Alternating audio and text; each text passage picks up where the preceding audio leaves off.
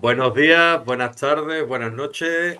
Aquí estamos un sabadito, 8 de noviembre, 9:16, con Juan Andrés Moya. Y me estoy riendo ya estamos con las caras un poquito sonrientes. Bueno, estamos imaginando ya escenarios distópicos para no llevar a cabo la Una entrevista. entrevista. Bien, ¿cómo estás, Juan Andrés? Muy bien, muy bien. Contento de estar aquí. Muchísimas gracias. Nada, para mí es un placer.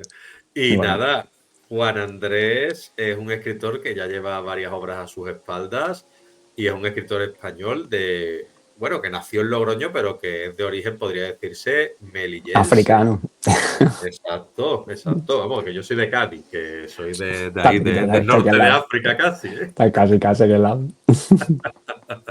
Y él está en Melilla y bueno, su obra se caracteriza por una prosa poética, un vocabulario exuberante, metáforas. Su estilo ha sido descrito como artesanal, frases cinceladas con precisión, logrando crear obras intensas que los lectores han denominado como novelas perfume, logrando, pues eso, son breves en extensión, pero de aroma duradero. Y él ha sido galardonado con el concurso 16º de relatos Luis del Val en el año 2023 y su Ujú. novela El color de las granadas fue finalista del premio Vuela la Cometa 2015. ¿Hasta aquí todo bien, Juan Hasta aquí Andrés? todo bien, hasta aquí todo bien.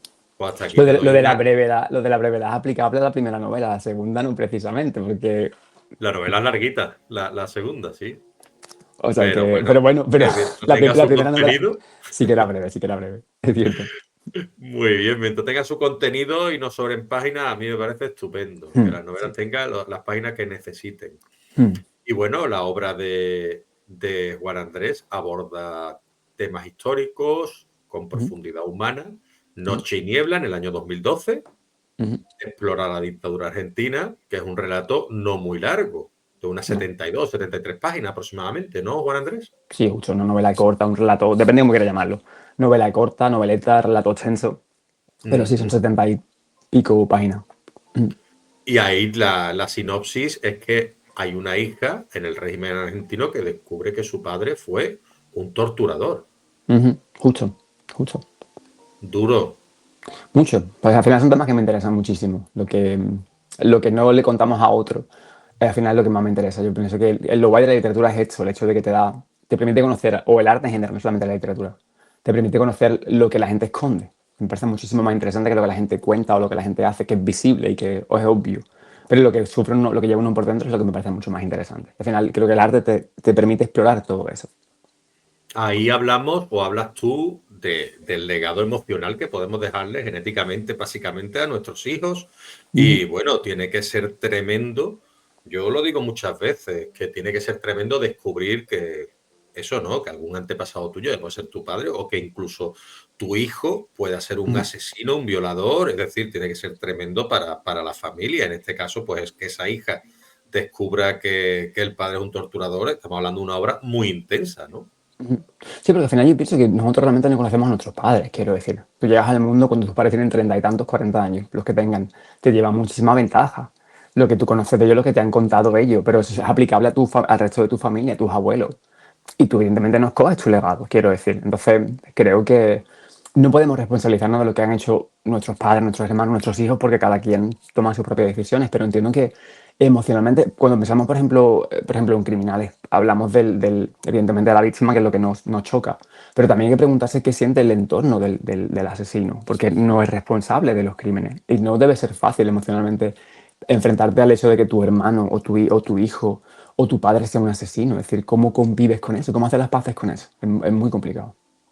Para mí es una pregunta que, bueno, me había hecho alguna vez, pero Ujú, que me parece muy acertada para que salga en un libro y que sea el germen de una trama, ujú, porque la verdad es lo que hablábamos, tiene que ser muy intenso y muy duro para la persona que lo está sufriendo.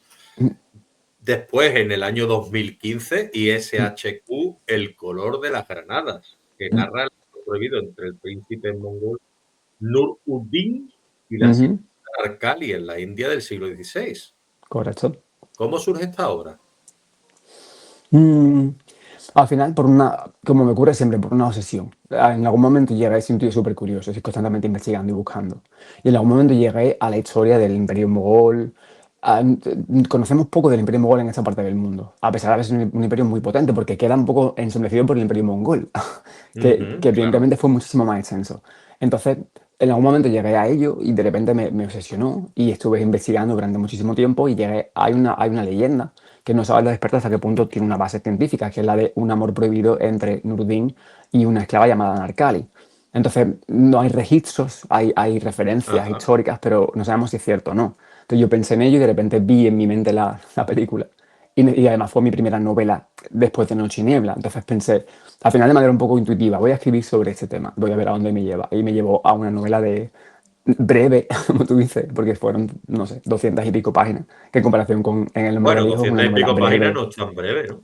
Ahí En ya no es comparación, como en niebla. comparación con la, en comparación con la actual, sí, pero para mí fue un gran logro en ese momento, porque pasar de un relato corto, al final los relatos van ampliándose en extensión, y cuando pasas de un relato de 20 hojas a otro de 50, a otro de 70, cuando superas los 100 es como, wow, he hecho algo difícil, lo he Mm. conseguido, que te puede desmoronar en cualquier momento, entonces para mí fue un gran logro. Pero al final surge de mi curiosidad, del mirar el mundo, leer la historia, y de repente tener preguntas y pensar, ¿cómo fue aquello?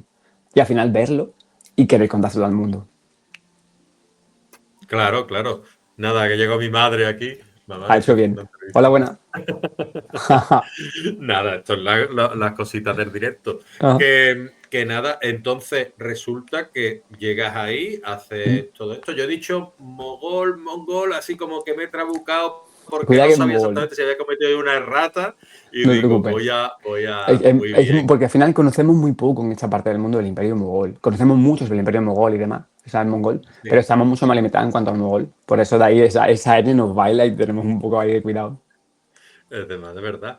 Y yo quería preguntarte qué significa ISHQ. Significa amor en urdu.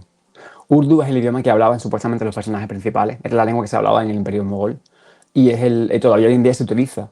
Y significa literalmente amor, porque al final la novela es una reflexión. No solamente cuento la historia de amor, en este caso entre Nuruddin y Narkali, sino al final es una reflexión sobre qué significa el amor, diferentes formas de amor. Por ejemplo, Akbar, que es el padre, está completamente enamorado de su reino y está dispuesto a hacer cualquier cosa por su reino. Entonces, el amor que siente, por ejemplo, su hijo por una esclava, lo siente él por la institución. Pero luego después también está el amor de las madres a los hijos, de los hijos a las madres, ese amor dispuesto a sacrificar también todo. Entonces, al final es una reflexión sobre el amor romántico, el amor entre familias, el amor, por ejemplo, hacia tu trabajo. Entonces, el amor como una entidad mucho más amplia. Entonces, pensé que era adecuado porque no solamente tocaba el tema del amor de pareja o amor romántico, que es un amor del que hablamos muchísimo, pero que no todos se agotan ese amor, hay muchas otras formas de amor. Entonces quería que fuera mucho más amplio, mucho más extenso. ¿Conoces tú la fonética de esta palabra? Sé que se pronuncia ishq, hasta donde sé, yo no he estudiado urdu, Eso. pero se pronuncia ishq, Perfecto. hasta donde yo Ishk. sé. Es Ishq, que es lo que quería yo saber, cómo se pronunciaba, porque ishq. me parece muy llamativo, me parece un gran acierto que Ujú, la gente, a mí me gusta eso, ¿no? Que ujú. la gente se pregunte qué puede significar, por ejemplo, esa palabra que pones tú en Ishk, Mucha gente en me la lo portada, preguntó. Porque además y tenía que dudas en haga que cuanto a cómo te... titularlo. Claro, Ahí está, ahí porque está. el subtítulo es El color de las granadas, por una doble referencia. Por un lado, porque se habla de que ella tenía la piel rojiza, como el color de las granadas. Y luego después también hay una obra, una peli que me fascina, del 1972, que se llama justo El color de las granadas. Es una obra fascinante, visualmente fascinante. Entonces, la descubrí por esa época y pensé, creo que encaja perfectamente. Pero quería que se llamase Ishq, porque quería que la novela se llamase Amor, en este caso en urdu, que es la lengua que hablan ellos. Qué bonito. Mm, Y esa portada tan maravillosa, esa fotografía mm, de una corona y una mm, rosa mm, apagada, una rosa ya marchita, ¿cómo se te mm. ocurrió? Eso no se me ocurrió, me refiero a eso de la editorial. Porque al final, cuando fue una de las dos ganadoras del concurso, la novela se publicó y se pensó, evidentemente, en una portada. Yo no estuve precisamente contento, debo decir, con la portada, porque la corona no es una corona asiática, es una corona europea. Entonces tuve Sí. un poco de problemas con ese tema, pero al final da igual, es tu primera novela. Y al final el hecho de que quieran publicarla con edición tradicional, al final eso pesa muchísimo, porque conozco muchísima gente que no tiene esa oportunidad. Entonces da igual, hubiesen puesto cualquier corona, que a mí me habría encantado. Pero es cierto que con el No, tiempo pienso, es muy bonita, visualmente muy bonita. Luego pienso, y no es ajustada.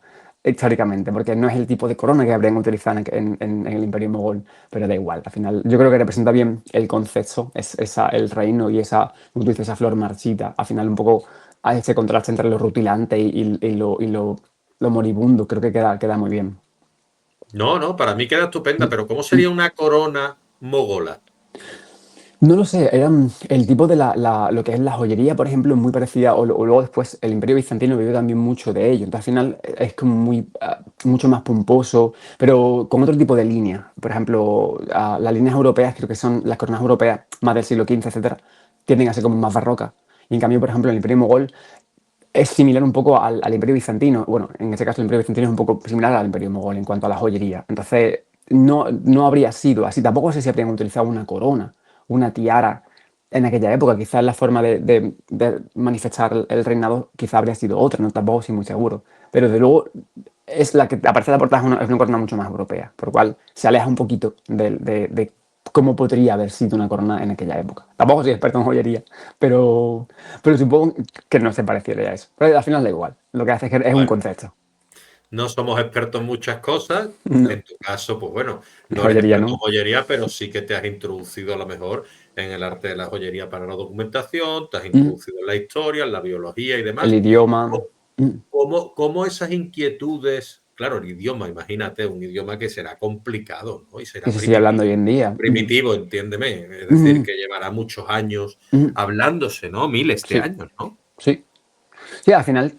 Pero yo creo que ocurre, supongo que te pasa también a ti. Cuando escribes una historia, al final te obsesiona esa historia. Al final no la escribes porque, es decir, te caes en ella. De repente no puedes evitar pensar constantemente en ello y la ves constantemente. Entonces, a mí de manera natural tengo que investigar, explorar, porque soy además un tío muy curioso. Entonces investigas el arte, investigas el idioma, investigas las costumbres, investigas, por ejemplo, la agricultura, porque al final necesitas saber un poco, además cuando trabajas una historia que es una novela histórica o que pretende tener cierta verosimilitud histórica, tienes que, por supuesto, investigar muchísimo. No puedes simplemente dejar que tu imaginación fluya, porque hay realidades que puedes hacer ficción o puedes hacer un tipo de realismo mágico, etcétera, puedes un poco alejarte. Pero mi intención es que se parezca o que sea creíble, que sea verosímil. Entonces tienes que investigar, y además me parece algo natural, me interesa muchísimo. Entonces, por supuesto, investigar sobre la arquitectura, sobre cuál es la forma de la estructura de los palacios, por ejemplo, o cómo vivía el pueblo, la segregación social, etcétera.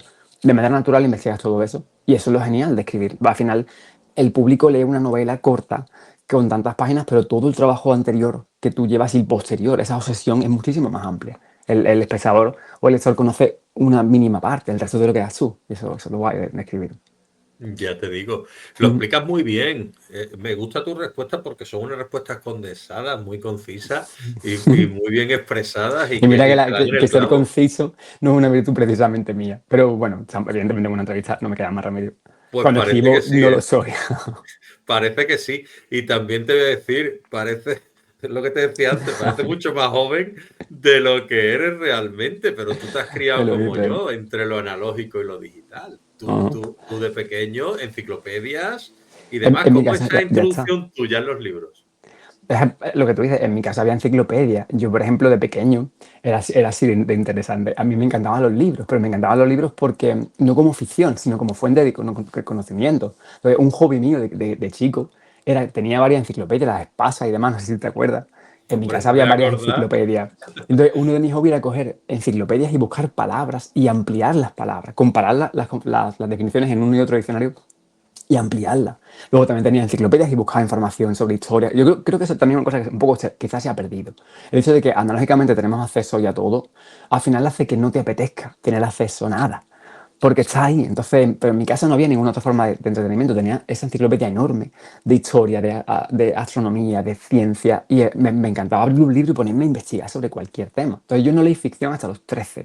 Porque para mí los libros eran fuente de información. Entonces, era como algo con lo que aprendes. Entonces empecé a descubrir la literatura como la ficción a partir de los 13. Y fue algo también espontáneo. Yo creo que es bueno que fomentemos, por supuesto, que la gente lea, es necesario. Pero también hay que dejar que cada uno recorra su camino. Porque yo llegué tarde, yo no leí cuentos de pequeño, no me interesaban los libros como fuentes de información. Hasta que de repente un día dije, ostras, puedo leer ficción. Y cuando lo leí fue un descubrimiento enorme que me llevó a escribir. Pero claro, tienes que dejar que cada uno lo haga de manera natural y espontánea. Claro, es que es menor. te pregunto yo ahora porque ha surgido la pregunta, quizás me ha llevado a mí a surgir la pregunta. Me gusta preguntaros cosas que vengan de vuestras propias respuestas, ¿no? Es Ujú. decir, ¿es menor la curiosidad cuando estás simplemente a golpe de un clic? Yo creo que cuando estás, es menos la curiosidad cuando estás sobreestimulado. Yo realmente lo creo. Hace falta que haya un espacio para el aburrimiento, porque en el aburrimiento uno tiene que llenar ese vacío y lo llena con preguntas, entonces hay un afán de exploración. Cuando no conoces un territorio, quieres descubrirlo, pero cuando lo conoces y está descrito palabra por palabra, y no hace falta recorrerlo. Total, ya ha sido recorrido. Entonces yo creo que el problema de la actualmente es que hay tanta información, estamos sobreestimulados, tenemos un exceso de conocimiento. Entonces, hay un exceso de información, pero no hay suficiente, no va acompañado de una formación. Entonces, aprender a leer todo a dilucidar qué funciona y qué no funciona, creo que es complicado. Entonces, tenemos una gran cantidad de información, pero no se acompaña de la formación adecuada para cómo filtrar todo eso. Entonces, creo que cuando hay una sobreestimulación, uno no necesita preguntarse nada porque hay tanto que debe el cerebro procesar. Cuando hay silencio, uno escucha cosas. Entonces tienen que crear algo. Entonces yo creo que deberíamos dejar un espacio para aburrirnos. Creo que hace falta. Necesario. Perfecto. Hemos hablado de noche y niebla, hemos hablado Ujú, de la noche, de la oscuridad, de esa ujú, oscuridad que se cierne sobre todo aquello que ocurre a nuestro alrededor y que muchas veces no nos permite ver lo que pasa, lo más claro, ¿no? Que puede ser una figura familiar. Hemos hablado de la niebla también, espesa, aunque sea de día, puede ser que no te deje ver a la persona que ujú, tienes enfrente, sus ujú, emociones y que como si tiene una máscara y la vida se te pone una máscara. Hemos ujú, hablado del color de las granadas y te voy a decir una cosa, por lo que yo he percibido de ti, ujú. el color de las granadas es una obra que te ha calado a ti y de la cual tú estás enamorado. Sí, han pasado como 8 años desde que la escribí. Entonces, al final, yo creo que es un reflejo de quien yo era hace 8 años. Al final, cada obra es como un tatuaje. Y lo que hace es que un poco manifiesta qué te interesa en ese momento. Porque se te plasma y es un reflejo exacto de quién eres tú en ese momento. Entonces, es una historia que me enamoró, por supuesto, si no, no habría dedicado el tiempo que dediqué a escribirla. Pero es cierto que con el paso del tiempo tienes que dejar un poco, es como, yo supongo que es como dejar que tus hijos se vayan.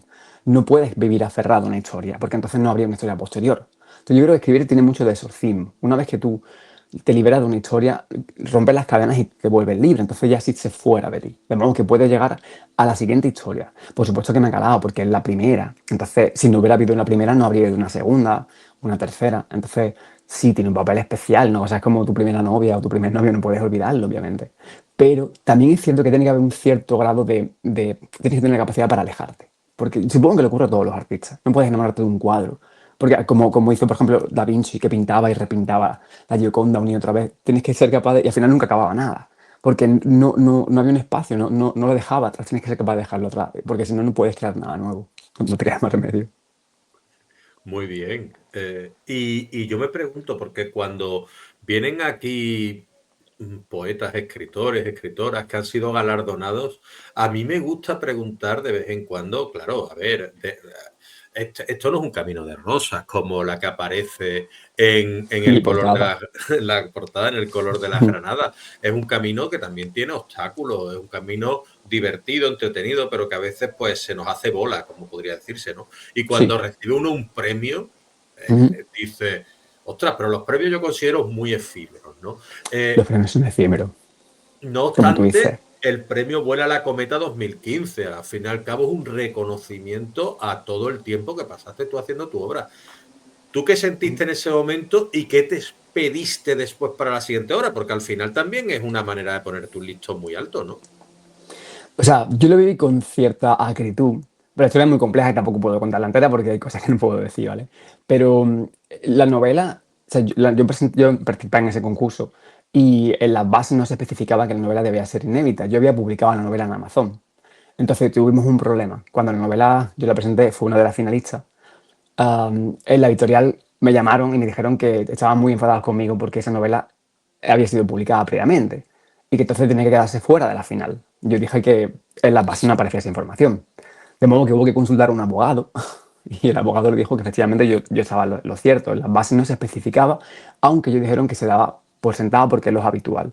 De modo que a mí se me dio a entender que, que mi novela era la ganadora del concurso, pero que entonces tenía que quedar fuera de la final porque había sido publicada y eso podría crear un conflicto. Entonces al final llegamos a un acuerdo y se publicó la novela a pesar de, en principio había un único premio, que era un premio económico y una publicación. Pero en mi caso llegamos a un acuerdo, entonces finalmente el premio fue para mi compañero Marcelo, y mi novela se publicó, que no era lo que se pensaba en un momento, que fue una solución de acuerdo, de compromiso entre las partes. Yo lo vi con cierta actitud porque yo entendí que mi novela era la ganadora, pero al final da igual, eso no importa. Al final, para mí el hecho de que se publicara la novela fue tan emocionante que me dio igual todo lo demás, fue secundario. Y evidentemente, durante la promoción de esa novela fue cuando empecé a pensar en la siguiente, en El nombre del hijo. Ya empecé a tener ideas, por lo cual fue una aventura para mí. De repente, yo tampoco era tan chico, tenía 30 años, pero fue mi primera novela, me trataban como una estrella del rock. Me llevaban de una radio a otra radio, a una tele a otra tele, me traían chuchería, eran súper amables conmigo todos, fueron geniales. Qué Y yo bien, me lo mejor sentía, es la chuchería, ¿no? me traían chuchería, porque yo decía, es que me encantan, y de repente venía Silvia, que es un amor absoluto, y venía y me traía chuches. Y Qué yo, guay. café. Y yo me sentía como Jimi Hendrix yendo de promoción de un lado a otro y me lo pasé pipa en las ferias del libro. Fui a San Jordi, fui a Madrid. O sea, fue un sueño. Fue genial, fue genial. Me lo Qué pasé bomba. bonito. Lo que, Sí. lo que yo voy a meter aquí en algo que no me han preguntado y voy a decir que por sentado, de acuerdo con el Ah, trabajo que yo tengo, no hay que dar nada. Nada. no, Es decir, no hay que no, sobreentender nada. Eso tiene que estar no. todo bien especificadito porque entonces pasa lo que pasa que tú. Es que es verdad. Es que es Claro, verdad. Si no lo pone, no lo pone. Entonces tú, ¿por qué va a ser inédita si ahí no pone claro, que no lo sea inédita? especificaba. Yo Tú no vas no a podía preguntar participar. para tirarte piedras sobre tu tejado, ¿no? No, y además lo hice, honestamente, lo hice con inocencia. Yo no podía participar en ningún concurso con esa novela porque había sido publicada en Amazon por mi cuenta. Hasta que de repente encontré y entonces dije, ah, ostras, qué bien, no hay ningún problema. Por ejemplo, ocurre a veces que no te lo especifique, Sí, que no es sí, sí. necesario. Y yo la envié y ya está, me desentendí de ella. Y cuando recibí el correo, eres uno de los finalistas, tienes que venir a Tarragona a la entrega de premios. Yo pensé, guay. Y fue como que a Tarragona vamos. Entonces, cuando 3 días después me llamaron de la editorial para decirme que me iban a echar del concurso, y me echaron muchísimo la bronca, porque dijeron, es que tu novela es la favorita y sin embargo te vas a quedar fuera. Fue como, "Ah, mi novela era, y podría haber ganado y me van a echar", entonces me destruyó. Pero al final, bueno, llegamos a esta solución, yo fui allí a Tarragona y fue genial. O sea que, Está bien. aunque te Es digo, lo que cierta hay que actitud, llegar. pero al final me lo pasé a bomba, estoy contentísimo. A lo que hay que llegar es a Hmm, ese acuerdo, ¿no? sí, Que para eso se creó el derecho, ¿no? Para llegar hmm, a acuerdos, no para hmm, llegar a litigios. hmm. Entonces, de alguna manera, pues bueno, salió bien para ambas partes. Yo te doy mi enhorabuena a ti, a la editorial, Gracias. y a todas esas personas que estuvieron a ti, pues de alguna manera agasajándote un poquito con esas chucherías, porque Sí, siempre viene bien, es joder, decir, venía de lujo. Además, alimentar un fue poquito genial. el ego y tener una Sí. persona tan humilde como tú delante viene siempre Y me bien, ¿no? bajaba el azúcar de tanto correr de un sitio a otro. Yo que tengo el azúcar bajo siempre, y la tensión muy bajita. Era como, venga, una chucha, me vengo un poco arriba. O sea que me venía muy bien. No, pero aquí no decimos, no os confundáis, no vamos a decir que el azúcar es bueno, ¿eh? O sea, de vez en No, cuando hay que no. darse un, Supongo que un todo en su justa caprichito. medida, evidentemente. Pero poco porque el azúcar, evidentemente, no es bueno. Vale. En el nombre del hijo, pasamos a Mm. tu tercera obra grande. Segunda. Bueno, La para segunda mí obra es grande, la segunda. tercera, ¿no?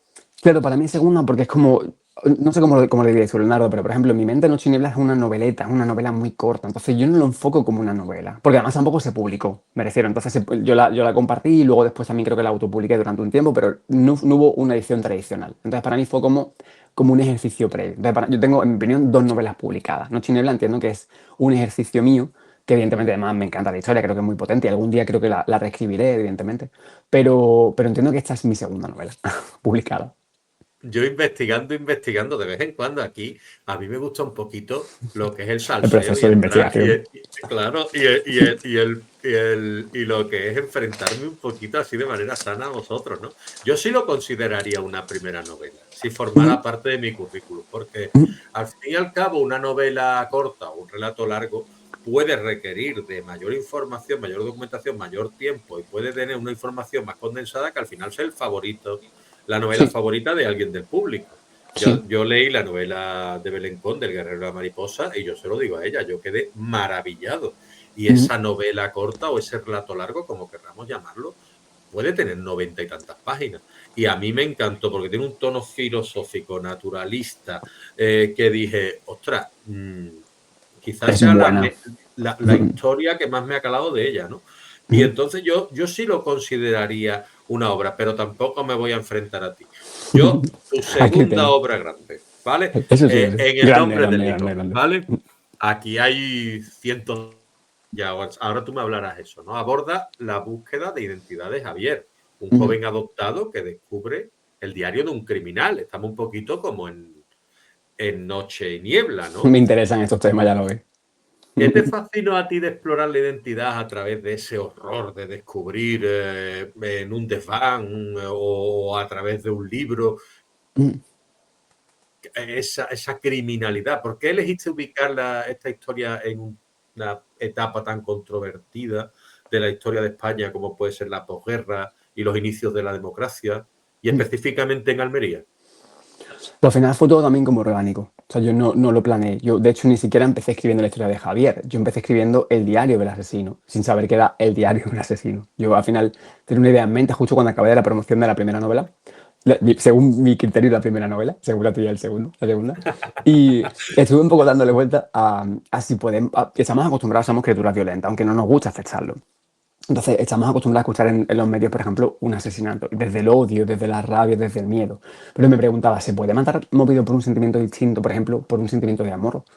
La respuesta más obvia es decir, no, no es imposible. Porque, pero claro, la vida es mucho más compleja de lo que pensábamos. Entonces, sí que quizás se pueda. Yo estuve dándole vueltas al tema, escribí un relato.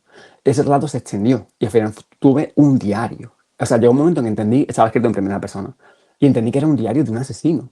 Y pensé, ¿qué es esto? No tengo ni idea, porque no era mi intención escribir una novela. Entonces, entendí que era ese diario y luego vi claramente que alguien lo heredaba. En este caso, Javier. Javier descubre que es adoptado y sus padres le dicen que ellos recibieron una caja cuando le recogieron en un hospicio y la caja no la han abierto. A Javier abre esa caja y encuentra un rosario y encuentra un texto escrito a mano. Entonces, él, evidentemente, cuando ve el texto espera encontrar una respuesta de su madre: te he abandonado porque me llamo tal, algún tipo de información. Y cuando empieza a leer, descubre que está narrando una serie de asesinatos. Entonces él piensa, pero ¿por qué, esto es un error? ¿Quién me ha dejado a mí en herencia el diario de un asesino? No tiene sentido. Pero descubre que no es un error, que alguien lo ha hecho a propósito, alguien le ha dejado en herencia el diario. Entonces se pregunta, ¿y quién soy yo? ¿Qué conexión tengo con este supuesto asesino? Es real, porque además no hay ninguna referencia en el diario, ni a dónde, ni a cuándo, ni a nada. Entonces no sabe en qué momento ocurre, no sabe dónde ocurre, no sabe nada. Pero es la única línea, el único hilo del que tirar. Entonces él también es el periodista, él entiende que la única opción es investigar ello, el diario, para llegar a descubrir cuál es su propia identidad.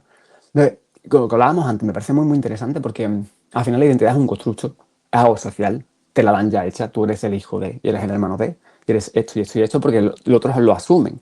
Pero claro, cuando de repente todo eso se deconstruye y de repente desaparece digamos, como el entablado que te sostiene, de repente ha desaparecido y ¿quién eres? Si no eres quien pensabas que eras, si no eres el hijo de quien pensabas que eras, si no eres... Entonces, ¿quién eres? No tienes una referencia. Entonces, al final, yo creo que debe provocar muchísimo miedo saber que eres adoptado. Y lo he hablado no con gente directamente, pero sí con familiares de personas que son adoptadas. Y hay una sensación de vacío, de cuando descubres que tu familia no es tu familia, sobre todo si te lo han ocultado. De repente te planteas, bueno, ¿y quién es mi familia? Porque yo, por ejemplo, yo veo a mis padres y sé, por ejemplo, qué rasgos, por ejemplo, en cuanto a salud es posible que yo tenga o que no tenga. Veo a mis hermanas y puedo un poco compararme. Tienes como un marco de referencia. Pero cuando no lo tienes, piensa, ¿y quién soy? Entonces, eso me provoca muchísima curiosidad.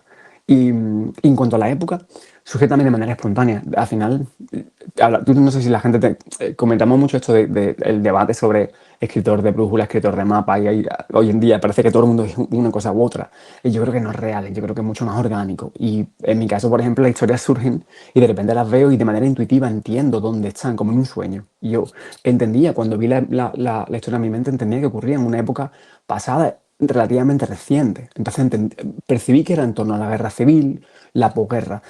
Realmente no lo elegí, igual que por ejemplo Almería. No elegí Almería, es cierto que mi hermana vive en Almería y voy mucho, pero tampoco fue una elección, no es algo intelectual, no es una decisión clara, sino es algo mucho más orgánico. De repente sientes que es la ciudad. Entonces, eso es lo genial, es la magia del arte, en mi opinión, que no puedes planear a dónde te lleva, ocurre, surge. Pues te voy a decir una cosa, me parece una premisa fascinante que a una persona Ujú, adoptada, le ujú, dejen ese legado o esa herencia ujú. de un diario que al final resulte ser de un criminal, un De psicópata, un un asesino. asesino o como queramos llamar a este tipo de personas, ¿no? Ujú. Y que descubra eso, pues bueno, cuando ya tiene la opción de saber leer cuando ya tiene esa inquietud de quién soy hijo y demás. Me Mm. parece, pero claro, a mí me surge la duda principal de cómo te metes tú en la mente de ese personaje. Es decir, ¿Del asesino? a ti te tiene que gustar también, aparte de la historia, la psicología, no del Yo asesino, soy de la sino psicología. del hijo del asesino. Es decir, Mm. porque claro, tiene que ser de alguna manera, tú hablabas de construcción y de construcción, pero destructivo para la mente, darte de bruces con eso, al igual que hablábamos antes de la chica que descubre que su padre era un torturador. Mm. ¿Cómo puede afectar eso a la mente de una persona real y cómo Mm. afecta a tu personaje en ficción? En mi caso, en el caso de Javier, por ejemplo, además es un chaval que es muy inmaduro. Es un chaval joven, tiene 27 años y ha vivido una vida muy protegida. Ha sido hijo único, unos padres que no podían tener hijos y que por tanto lo adoptan y cuando lo adoptan, evidentemente le dan todo. Entonces es un niño que vive completamente una vida muy acomodada, muy fácil. Luego se casa con una mujer que es un imperio de mujer, una mujer poderosa, mucho más segura, mucho más valiente. Entonces al final ha vivido siempre escondido detrás de mujeres fuertes, de su madre y de su esposa. Entonces yo creo que es un niñato, es un chaval inmaduro. Y de repente se encuentra con una cosa que le supera. De repente descubre que no es él, no es quien creía que era, y no tiene capacidad para volver, no puede esconderse detrás de nadie, tiene que hacerlo él solo. Ya lo que me gusta de Javier es que es un niñato. A la gente le cae muy mal Javier. Cuando empiezan a leer, me dicen constantemente, es que es un inmaduro, es un desagradecido. Por supuesto, pero yo creo que es real, es que la vida no está compuesta, no está formada por héroes, que eso no existe. Al final, lo que me interesa es que es una persona real, que no tiene capacidad, no tiene recursos y de repente debe enfrentarse a algo que le supera. Y por tanto lo hace mal. Porque no, y lo hace desde la falta de gratitud, lo hace desde el egoísmo, lo hace desde la inmadurez. Pero lo genial es que una vez que ha sido por completo destruido Javier, y al final yo creo que cuando te ocurre algo grave, te destruye, no le queda otra opción que reconstruirse y que empezar de cero. Ujú. Y de repente comenzar a ser alguien por primera vez, a ser quien es en verdad. Entonces, al final, después de esa destrucción por completo, surge algo. Yo creo que la vida es un ciclo constante de destrucción y construcción. Y algo debe ser derruido para poder ser levantado de nuevo. Entonces Javier se cae durante la novela, se viene abajo por completo. Era fácil que se cayera, porque es un personaje, es blando. Entonces no tiene capacidad para enfrentarse a la vida. Una vez que se destruye, luego lo que elige sí que es mucho más sólido. Al final la novela es una persona mucho más madura. Entonces me gusta esa transformación, me gusta que sea un perdedor. No me siento cómodo con las historias de héroes de leyenda. Nunca me han gustado. No sé si te gustan a ti las pelis de héroes. A mí no me suelen llamar mucho la atención porque pienso, qué fácil, sí que es un héroe. Lo puede todo, lo sabe todo, no tiene miedo, qué fácil. Entonces, ¿dónde está el mérito? El mérito es el tío que está en su casa, que no le cuenta nada a nadie, que se enfrenta a algo horrible, o la chavala que está luchando contra algo que no le cuenta a nadie, que no sabe cómo hacerlo, que no tiene recursos y se enfrenta cada día. Eso es lo que a mí me interesa. Para mí eso es un héroe. Sí, estoy totalmente de acuerdo contigo. Es decir, un héroe se enfrenta a las adversidades desde un primer momento y sí que es verdad que al final como casi que lleva un final feliz. Pero otro tipo de héroe es ese antagonista que busca algo que está buscando el héroe, pero que digamos, se le cuesta llegar a ello más que el héroe por su trasfondo, por su pasado, porque todo se le ha puesto en contra desde un primer momento. Y yo creo que eso es mucho más enriquecedor. Mucho más interesante los antihéroes que los héroes, porque estás luchando contra algo, el héroe no. El Mm. héroe lo tiene todo hecho, es omnisciente, omnipotente, todo lo puede, todo lo logra. Lo complicado es el antihéroe, que no sabes cuál es su historia, no sabes cómo le ha tratado la vida. Generalmente siempre el antihéroe es una persona maltratada por la vida. Entonces, no nos paramos no pensamos en qué ha pasado antes. Seguramente el anterior se ha encontrado con otra gente anterior que le ha hecho daño y eso nos da igual, nos desentendemos. Y yo creo que es mucho más interesante eso que la historia del héroe, que todo lo hace bien. Pues, no hay nada Sí, interesante. y a mí me gusta esperar un final que no sea tan feliz quizá. Y el antihéroe te lo da.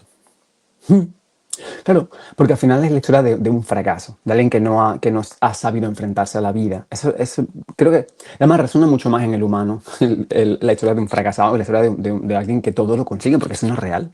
Entonces, empatiza mucho más con el que se cae, que con el que se levanta todo el rato porque nunca se ha caído. Qué fácil. Lo complicado es levantarse. Estar arriba es muy fácil cuando no te has caído. Entonces, yo tiendo a empatizar mucho más con los antihéroes, con los fracasados. Por eso la novela es una novela de fracasados. Todos fracasan en algún momento u otro, todos se caen. Y desde la imperfección continúan porque qué remedio te queda. Entonces, me es mucho más fácil empatizar con ese tipo de personajes. Dentro de la ficción, el arte, etcétera, que con alguien que todo lo hace perfectamente bien. Es como, no tiene ningún interés para mí. Pues sí, así es. Y tú escribes esta obra en la cual hay una ambigüedad, ¿no? E incluso de algunos momentos deliberada. ¿Cómo crees que afecta eso al lector, el hecho de no conocer ciertos nombres, ciertas referencias a lugares, fechas, y a Javier como investigador? Es que para él en un principio él no se atreve a iniciar la aventura, porque cuando él tiene un libro, su mujer le dice, tienes que investigarlo, y él dice, no puedo, no sé dónde ocurre, no sé cuándo ocurre, no sé si es real o es falso. Entonces ella le dice, pues eres el investigador, descúbrelo, es su trabajo, descúbrelo. Entonces, al final tiene que ir al inicio, el inicio es el lugar, únicamente la única información que tiene es que él fue recogido en un hospicio en Jaén hace 27 años. Entonces le dice a su esposa, ve a Jaén y empieza de cero. Entonces él comienza la investigación buscando primero si ese hospicio se mantiene en pie o no, si continúa, si la gente que estuvo aquella, si recuerdan algo. Tú, claro, evidentemente se encuentran con gente que en hospicios ha habido miles de niños. Él ha sido uno más. Entonces no tienen recursos para... No tiene, él dice, no tiene nada de lo que tirar. Tiene muy poquito. Y al final, para él es muy doloroso tener que leer el diario de alguien comete una serie de crímenes. Entonces es duro decir, no tienes otra opción que léelo entero y busca cada detalle, porque no hay referencia ni a calle, ni a sitio, ni nada. Entonces es muy doloroso, no le queda más remedio que enfrentarse a algo que le aterra. Él querría quemar ese diario. Es su intención original, lanzarlo por la ventana. Entonces cuando dice, no, es que no tienes otra cosa, que tienes que volver a nadar en esa ciénaga un día y otro día y volver a hundirte. Entonces al final se sume en un estado de depresión tremendo porque se siente apaleado por la vida. Entonces no solamente todo lo que le ha ocurrido, sino que además tiene que enfrentarse a ese diario horrible que él odia con todas sus fuerzas, porque además no sabe si es real o no, pero no tiene nada. Entonces de ahí la destrucción de Javier. Pero es lo que me interesa. Igual que antes, por ejemplo, cuando hablábamos de Noche y Niebla, me interesa eso. Cómo alguien se destruye por completo y cómo la gente, a pesar de... hablamos con... O sea, lo vemos en nuestro entorno. La gente se destruye constantemente y aún así continúan adelante. Eso es lo que me parece tan interesante. Me encanta hablar de ello cuando escribo y demás porque pienso, es que eso sí merece ser contado. El tío que no sabe que se destruye por completo y aún así continúa. Creo que es mucho más... A mí me parece interesante. Claro, hablábamos antes de héroes y antihéroes. Mm, Acabas de hablar de una etapa del héroe, es decir, mm, cuando ese héroe, como pasa en la Guerra Galaxia, como pasa en Karate Kid, como pasa en muchas películas, en muchas obras literarias, el héroe renuncia, ¿no? Yo eso lo veo muy bien en Rocky, ¿no? Rocky Balboa, es decir, en la película Rocky se ve muy bien. El héroe renuncia a la búsqueda de esa historia, como hace, me acabas de comentar, Javier, con mm. respecto a su novia, que es con quien su pareja le convence o les quiere Sí. convencer de que investigue. Y él dice, no, yo No, no no, me quiero no. meter en esto, tengo miedo a la aventura. ¿Es el viaje de Javier, como tú decías, un viaje de un héroe a pesar de ser un antihéroe? Sí lo creo. Para mí, en eso consiste la velocidad. En no poder, no saber, no tener y hacerlo. Entonces, él no tiene madurez, lo que hablamos, es un tío que no tiene capacidad emocional, no tiene recursos emocionales para enfrentarse a algo tan complejo. ¿Y qué hace? Hacerlo. No le queda otra opción. Me refiero, no podrá quedarse en un rincón ahí llorando, pero al final los humanos no solemos hacer eso, solemos buscarnos la vida, tenemos este afán de supervivencia constante que nos permite vivir miles y miles y miles después de que surgiéramos en la Tierra. Entonces, al final, no le queda otra opción que continuar, que sin saber exactamente a dónde va, echar a andar y ya llegarás a alguna parte. Entonces sí que hay un elemento de velocidad. A mí Javier me gusta como personaje porque es este niñato inmaduro, desagradecido, injusto, muy injusto con los padres. Porque al final él, cuando se entera de que es adoptado, él ataca a sus padres, sobre todo a su madre que se está muriendo, porque él descubre todo esto porque su madre está a punto de morir y ella le dice, llama a Javier, dile que venga porque quiero decirle yo la verdad, porque me voy a morir. Entonces una madre que está moribunda. Y entonces el padre no entiende, tu madre se está muriendo y tú eres cruel, eres egoísta con ella. Porque claro, ellos son conscientes desde la madurez del el esfuerzo que han hecho para sacar a Javier del hospicio y la vida tan cómoda que le han dado, pero él desde su inmadurez no lo entiende. Entonces me encanta esta transformación, cómo a lo largo de la historia él va viendo, va un poco, digamos, como reconciliándose con los padres, sobre todo con su madre, y a lo largo a medida que va pasando la historia, y va pensando, igual lo que hicieron fue generoso. Me sacaron de un hospicio, me sacaron de la muerte, del hambre y de la miseria. Igual fue algo mucho más, porque él se entiende, se percibe como secuestrado. A medida que va avanzando la historia, entiende que no, que de hecho le dieron habría muerto en ese hospicio como morían casi todos los niños de enfermedad, o habría tenido una vida horrible y no la tuvo. Entonces, hace las paces consigo mismo, con sus padres, y me encanta esa transformación, la evolución, que al final sí que es un héroe porque es un tío sin recursos, que aún así, a pesar de ello, vive, no le queda otra opción.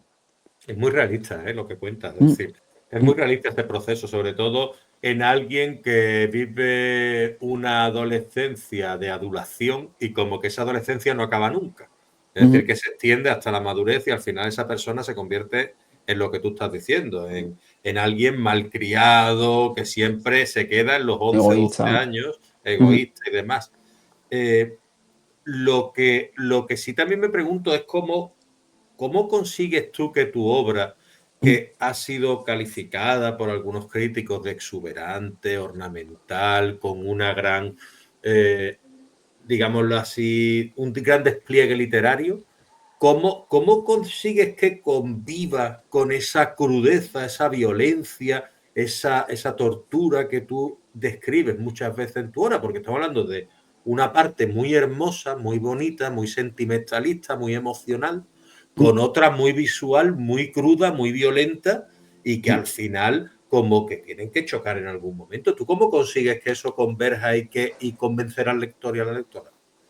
Yo creo que justo como es tan cruda la historia, requiere de una compensación. Entonces yo creo que en este caso el lenguaje que yo utilizo, que es un lenguaje que tiende mucho a la poesía, porque me encanta la poesía, yo creo que de hecho la poesía, si te das cuenta al final, la poesía se hablan de cosas horribles. La poesía habla siempre de muerte, de sufrimiento, de abuso. Entonces es una forma como de sublimar el dolor. Entonces, cuando el dolor es grande, igual no puedes contarlo de manera directa, porque te destruiría. Entonces tienes que buscar una forma de sublimarlo, para que sea más fácil que salga de ti. Entonces yo creo que lo que he intentado de manera también natural. Al final cuento, me encanta la tragedia, ya lo ves, no en la vida real, pero me encanta la tragedia en la ficción. Mis historias son todos dramas enormes, porque es lo que me parece llamativo e interesante. Y ese lenguaje tan florido y tan perfumado, como tú decías, creo que lo que hace es que facilita el que la historia llegue al lector. Si la crudeza es tal que llega un momento en el que te agobia, cerrarías el libro y te iría. Entonces yo creo que ese punto de equilibrio entre la fealdad del mundo y la belleza, yo creo que es lo que intento cuando escribo, contar historias que son crudas y duras y que te desgarran por completo, pero de manera tal que sean poéticas. Porque al final la poesía te ofrece ese espacio para exorcizarte y para trabajar tu dolor. Y yo creo que la tragedia, el drama, casi siempre toma o ha tomado históricamente forma de poesía, porque te lo facilita. Yo creo que es un recurso humano, ¿no? Cuando el horror más absoluto te llega a un punto que te bloquea. Pero si lo compartes de una forma que intenta ser bella, creo que se suaviza, entonces facilita el que surja. Creo que de manera espontánea surge de esa manera, ese encuentro entre la fealdad de la historia y mi forma de escribir que tiende a ser poética. Una pregunta. A Mm, ver, esta es una impresión mía hablando contigo. ujú, Nosotros habíamos hablado un poco antes por redes, por Instagram, para preparar esta entrevista. mm. Ahora veo a Juan Andrés, a ver, que está centrado en la entrevista y que quizás no esté atareado con todo lo del día a día un poco que nos tiene a nosotros casi, tanto a ti como a mí, como a creo que todo el mundo nos tiene subyugado a lo que es las condiciones de las que estamos rodeados, ¿no? Mm. Y veo una persona calmada y veo una persona que por su estilo podría llegar a ser poeta. ¿Tú eso cómo lo ves? Yo creo que soy poeta, me refiero. Al final yo empecé escribiendo poesía. Mi problema con la poesía es que no me permite contar historias con la extensión. Me refiero, puedes hacer un poemario, por supuesto, ¿vale? Con 500 poemas, si quieres, ¿vale? Pero la narración me permite contar historias. Entonces, al final yo creo que busco un punto de equilibrio. Yo, como escritor, creo que tengo ese punto de equilibrio entre soy un poeta y soy un narrador. La narración me deja contar historias muy elaboradas, muy amplias, que se extienden en el tiempo. Y la poesía me da el recurso de intentar aspirar a la belleza. Entonces yo intento buscar alcanzar ese punto de equilibrio. Yo creo que todo narrador es poeta. O bueno, quizás no todos, pero tendemos a la poesía. Y que también creo que todo poeta también es un narrador, depende del momento. Pero al final creo que pueden convivir ambos. El poeta que tiende a dolerse ante el mundo, a sufrir, a encontrar la belleza, a horrorizarse ante la fealdad, y que al final está como. Es que hay un elemento de hipersensibilidad en el poeta. Y luego el narrador, que es mucho más.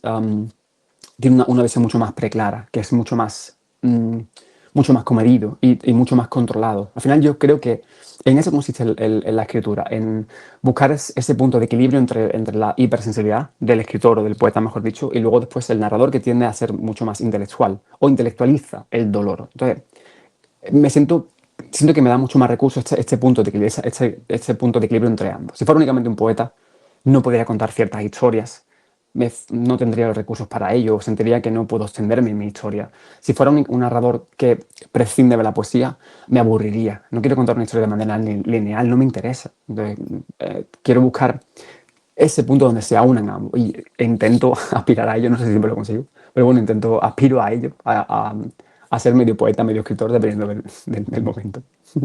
Está bien, ahí tener una unión y tener un equilibrio, ¿no?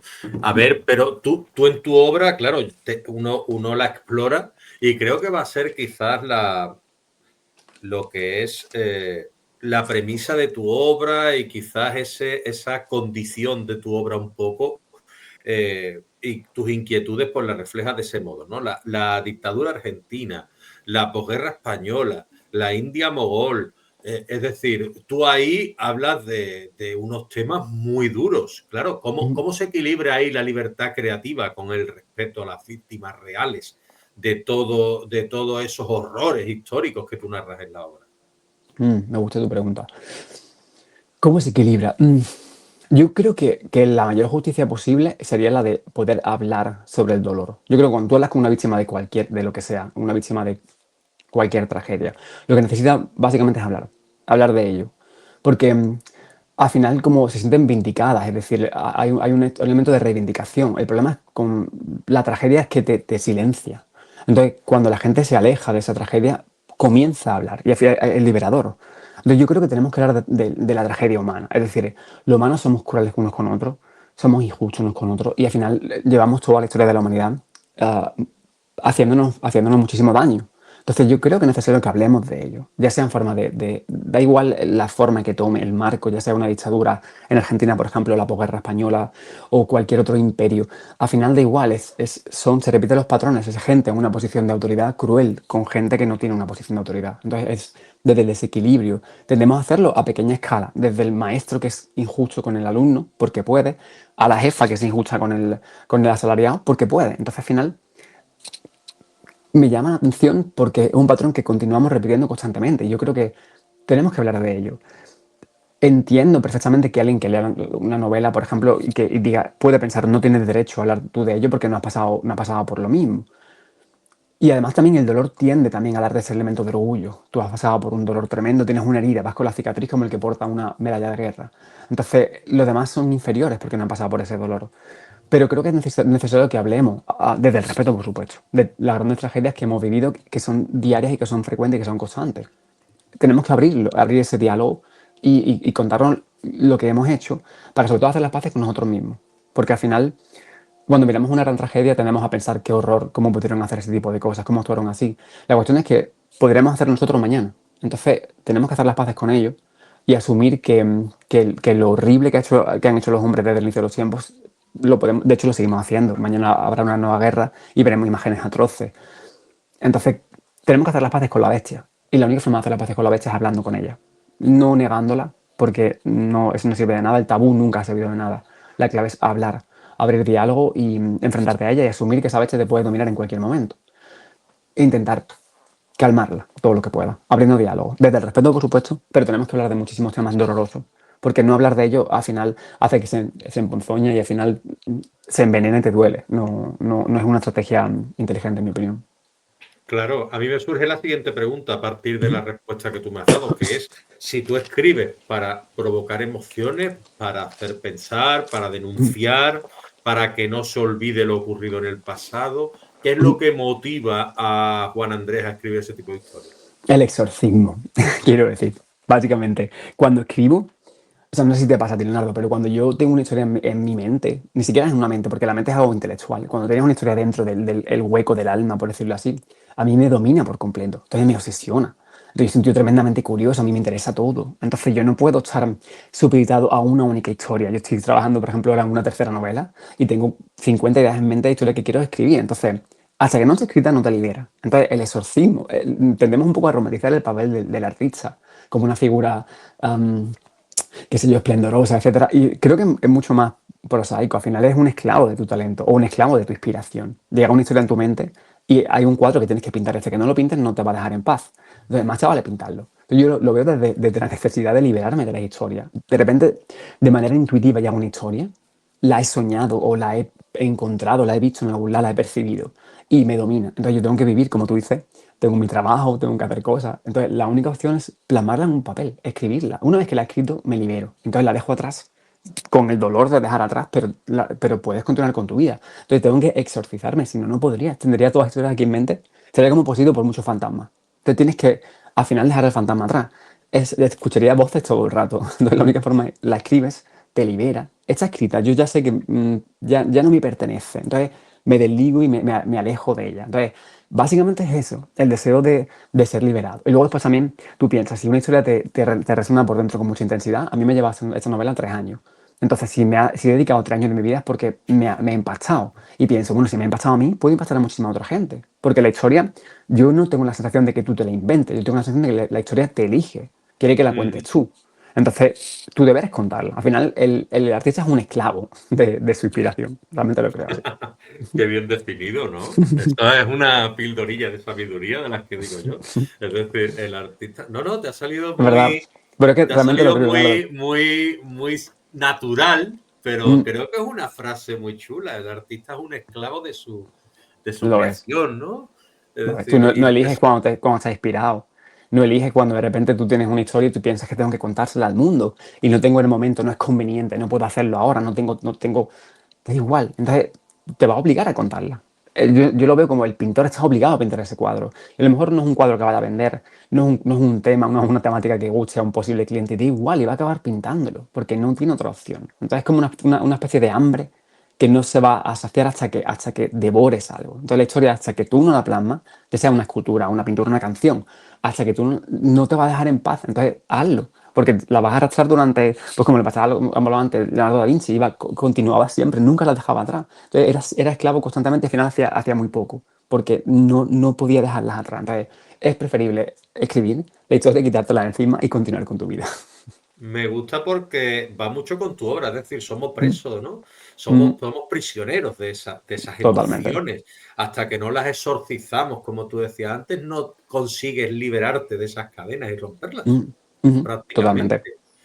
Muy Además, bien, sabemos muy que todo es bien. muy emocional en los humanos, entonces nuestra gran dificultad es manejar, lidiar con esa bestia emocional. Es muy difícil. Por mucho que intentes intelectualizarla todo, al final es complicadísimo. Entonces, si te paras a pensar en los grandes males de la humanidad desde el inicio de los tiempos, es porque no hemos controlado nuestras emociones, porque son muy difíciles de manejar, no tenemos recursos. Entonces, al final desde una carencia. La emoción es tan poderosa que nuestro intelecto es secundario. Entonces, desde esa carencia vivimos pues del modo en el que vivimos, alocadamente, dominados por esta o aquella pasión y sin capacidad para alejarnos de ella y para intentar dar un espacio. Entonces, creo que hace falta para poder vivir un cierto grado de, no de control, pero sí de aceptación de las emociones y de aceptar que al final son más poderosas que tú y tu trabajo es intentar manejarlas como puedas o lidiar con ellas como buenamente puedas.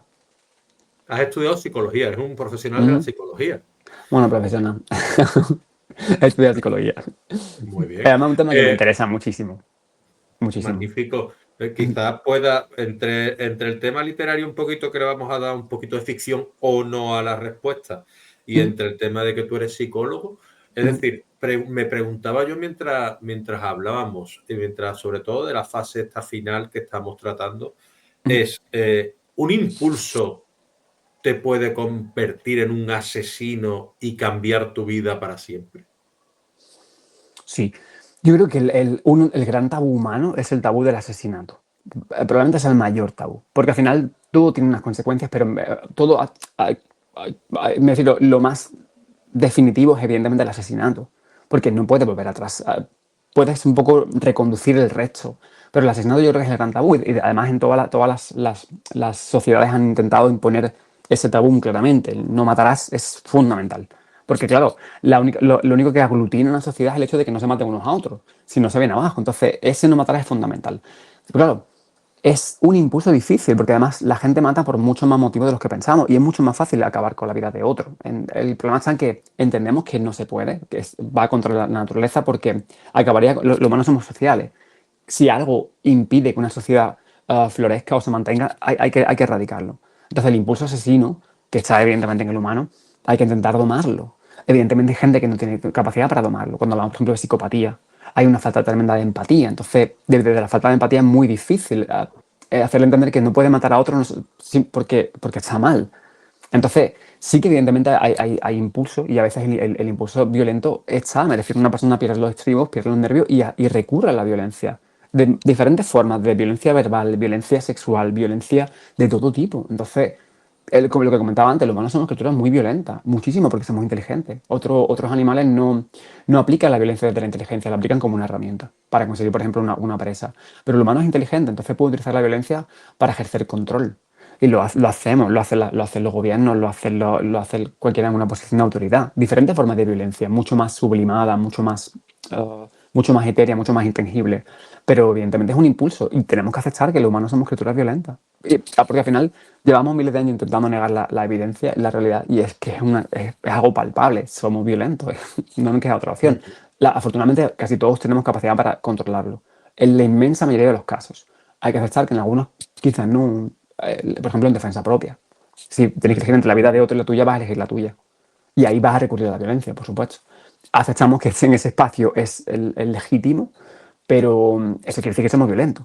Porque una criatura no violenta nunca recurriría a la violencia en ningún caso. Nosotros sí, en ciertos casos lo utilizamos. En una guerra, por ejemplo. Vale. Y yo me pregunto, antes de pasar al final, casi las 3 últimas preguntas, te quería pedir, por favor, que sacases la portada de En el nombre del hijo, que la muestres, que me expliques un poco por qué esa portada, porque llama la atención y que me leas la sinopsis, las dos cosas, por favor. Portada, Vale. me hables un poco de ella y la Este es sinopsis. En el nombre del hijo, pero que no haga mucho brillo. Porque tengo que dar para... Se ve bien, Se que ve hay guay, una ¿verdad? persona Ajá. detrás de lo que te comentaba yo. Me parecía una vejeriega, pero no lo es, Me ¿no? lo comentaste, es cierto. No, cuando pensamos o sea, bueno, yo he publicado con Duri, estoy contentísimo con Duri. Javier y Ana están haciendo un trabajo increíble, son un amor, ambos. Y teníamos ciertas ideas, me preguntaron qué ves en tu mente como la portada. Y eso me encantó, porque con la edición, con la novela anterior, lo que te dije, a mí me pusieron una portada y me encantó porque era mi primera novela, me da igual la portada. Hubiera sido una portada en blanco, me habría encantado. Pero aquí yo tuve la opción de elegir. Entonces, yo tenía tres ideas muy concretas en mente, que eran como tres líneas distintas. Y dos de ellas en homenaje a artistas visuales que me encantan. Esta en concreto es uno de mis fotógrafos favoritos que se llama Nicolas Alan Cope y hace un trabajo en blanco y negro que me fascina. Es uno de mis fotógrafos favoritos. Y pensé, creo que va ideal un trabajo parecido, porque además juega muchísimo con las texturas, con las togas, con los pliegues. Es como muy, también es como muy barroco en su visión del tejido. Entonces le pasé a Javier un montonazo de fotos de Nicolas Alancope y le dije, me encantaría algo así. Entonces él trabajó sobre ello, tuvo otras tres líneas y me pasó tres portadas. Me dijo, tenemos esta, esta y esta. Y esta fue la última. Me pasó dos portadas primero, ambas me encantaron, es verdad que son preciosas. Y cuando me dijo, tengo otra en mente, en la última referencia. Y cuando me la pasó dije yo, buah, es que esta es la portada. Entonces pregunté en mi entorno, ¿no? Hice una encuesta a amigos, a alumnos míos, yo soy profe de inglés, pregunté a alumnos y demás, ¿cuál os gusta? Hice una encuesta y estuve apuntando el resultado. Y esta gustaba un montón. Hay mucha gente que me dijo, es demasiado oscura, es muy negra y puede provocar miedo. Pero yo dije, es que esa es la portada en el nombre del hijo, lo tuve clarísimo. Y estoy contentísimo porque la feria del libro llama muchísimo la atención y la gente se me acerca y me dice, fíjate que yo no puedo competir con una novela de Planeta que tiene todos los recursos para hacerlo muy visual. La gente se acerca y me dice, ¿de qué va tu libro? Me ha encantado la portada. Entonces, compite con otras que tienen mucho más recursos y tienen mucho más presupuesto. A la gente le gusta mucho la portada. Entonces, creo que es la portada ideal. Entonces, porque además tiene ese elemento de misterio, no sabes exactamente en qué consiste esa figura togada, quién es, no conoce su identidad. Entonces creo que refleja bien ese elemento de la novela de cuál es la identidad de Javier, es esa búsqueda constante. Y luego también tiene un elemento religioso. Es una novela muy religiosa, porque de hecho está dividida, usa la estructura del Pentateuco, los 5 libros del Pentateuco. Entonces, tiene ese elemento religioso en la toga, ese elemento misterioso, ese elemento enigmático, con la luz gris de fondo. Y la vi y pensé, wow, es que es la portada. Es genial. Y además, estoy enamoradísimo de la portada. Me encantaría tenerla como un cuadro. De hecho, tengo una camiseta. Y mi amigo Nico, cuando vamos a la feria del libro, se pone la camiseta y reparte panfletos. Y se acerca un montón de gente y le dice, ¿esa camiseta de dónde la has sacado? Es buenísima. O sea, que a la gente le encanta la foto. Tenemos que ponerla a la venta o algo porque a la gente le encanta. Y ahora, Muy me bien. preguntas en cuanto a la sinopsis. Si quieres te la Sí, leo. La sí, sí. sinopsis, vale, ok, te la leo, ¿vale? Dice así. Al agujero negro en su hambre carcelaria no hay luz que se le resista. Y cuando descubre Javier de la boca de su madre moribunda que fue adoptado en un hospicio y que nada supieron ellos de su familia biológica, comprende el joven que bajo sus pies acaba de abrirse ese agujero negro que ansía, en la hondura de su ser, consumirlo. ¿Quién soy entonces? Se pregunta, pero no tiene respuesta. En una España recién llegada a la democracia y sin disponer de la entereza emocional necesaria, Javier habrá de decidir si ocupa un rincón y no hace nada, o se aventura en una investigación que nadie concibe dónde habrá de llevarlo. Para ello cuenta con tan solo dos objetos, un rosario y un manuscrito. Pero no es un manuscrito cualquiera, es un diario. Y no es el diario de una persona corriente, es el diario de un criminal. A través de su lectura, si referencia alguna a lugares, nombres o fechas, nos adentramos en la mente atormentada de un asesino cuyos crímenes inmundos casi 30 años atrás iniciaron aquel cataclismo que todavía perdura en una Almería paupérrima, sumida en la grisura inmediatamente posterior a la Guerra Civil. Fue allí donde un joven santano, investigador del caso, se entregó en cuerpo y alma a la búsqueda desesperada de un fanático religioso que no dudó masacrar a niños, jóvenes y ancianos sin aparentemente un fin. O puede que sí lo tuviera, porque tal vez solo cuando no quede ya nada, cuando todo haya caído, aflore quienes somos, lo que somos nosotros en realidad. En El nombre del Hijo es un retrato de la crueldad humana y el relato de una derrota. ¿Cuánto nos parecemos a esos fantasmas que nos torturan? Puede que mucho más de lo que nos gustaría imaginar. Esa es la sinopsis. Pues está Además, estupenda. he podido escogerla yo. También genial, porque en el caso anterior tampoco pude. Y así que me siento muy afortunado por haber podido escoger la portada, la sinopsis, todo. O sea, es genial. Pues eso está genial también por parte de las editoriales, yo lo aplaudo. Mm, Es decir, que sí, tengan porque un sabes que poquito no es más de frecuente. libertad, sí, un poquito más de libertad y un poquito Mm, más de bueno, al final de conversación y entre el autor y la editorial para que esa obra pues la quiera también el autor y no solo la editorial. Eso va a ayudar mucho a lo que es la promoción, a sentirla muchísimo, propia, muchísimo. etcétera. Ya si te obligan a tener una sinopsis sin tener en cuenta que tú has escrito la obra y que hay una sinopsis, un resumen que tú puedes dar también y aportar, pues yo creo que eso hay que moldear la sinopsis y hacerla mutua, pienso yo, porque el Mm, trabajo del editor no se puede quedar a un lado tampoco.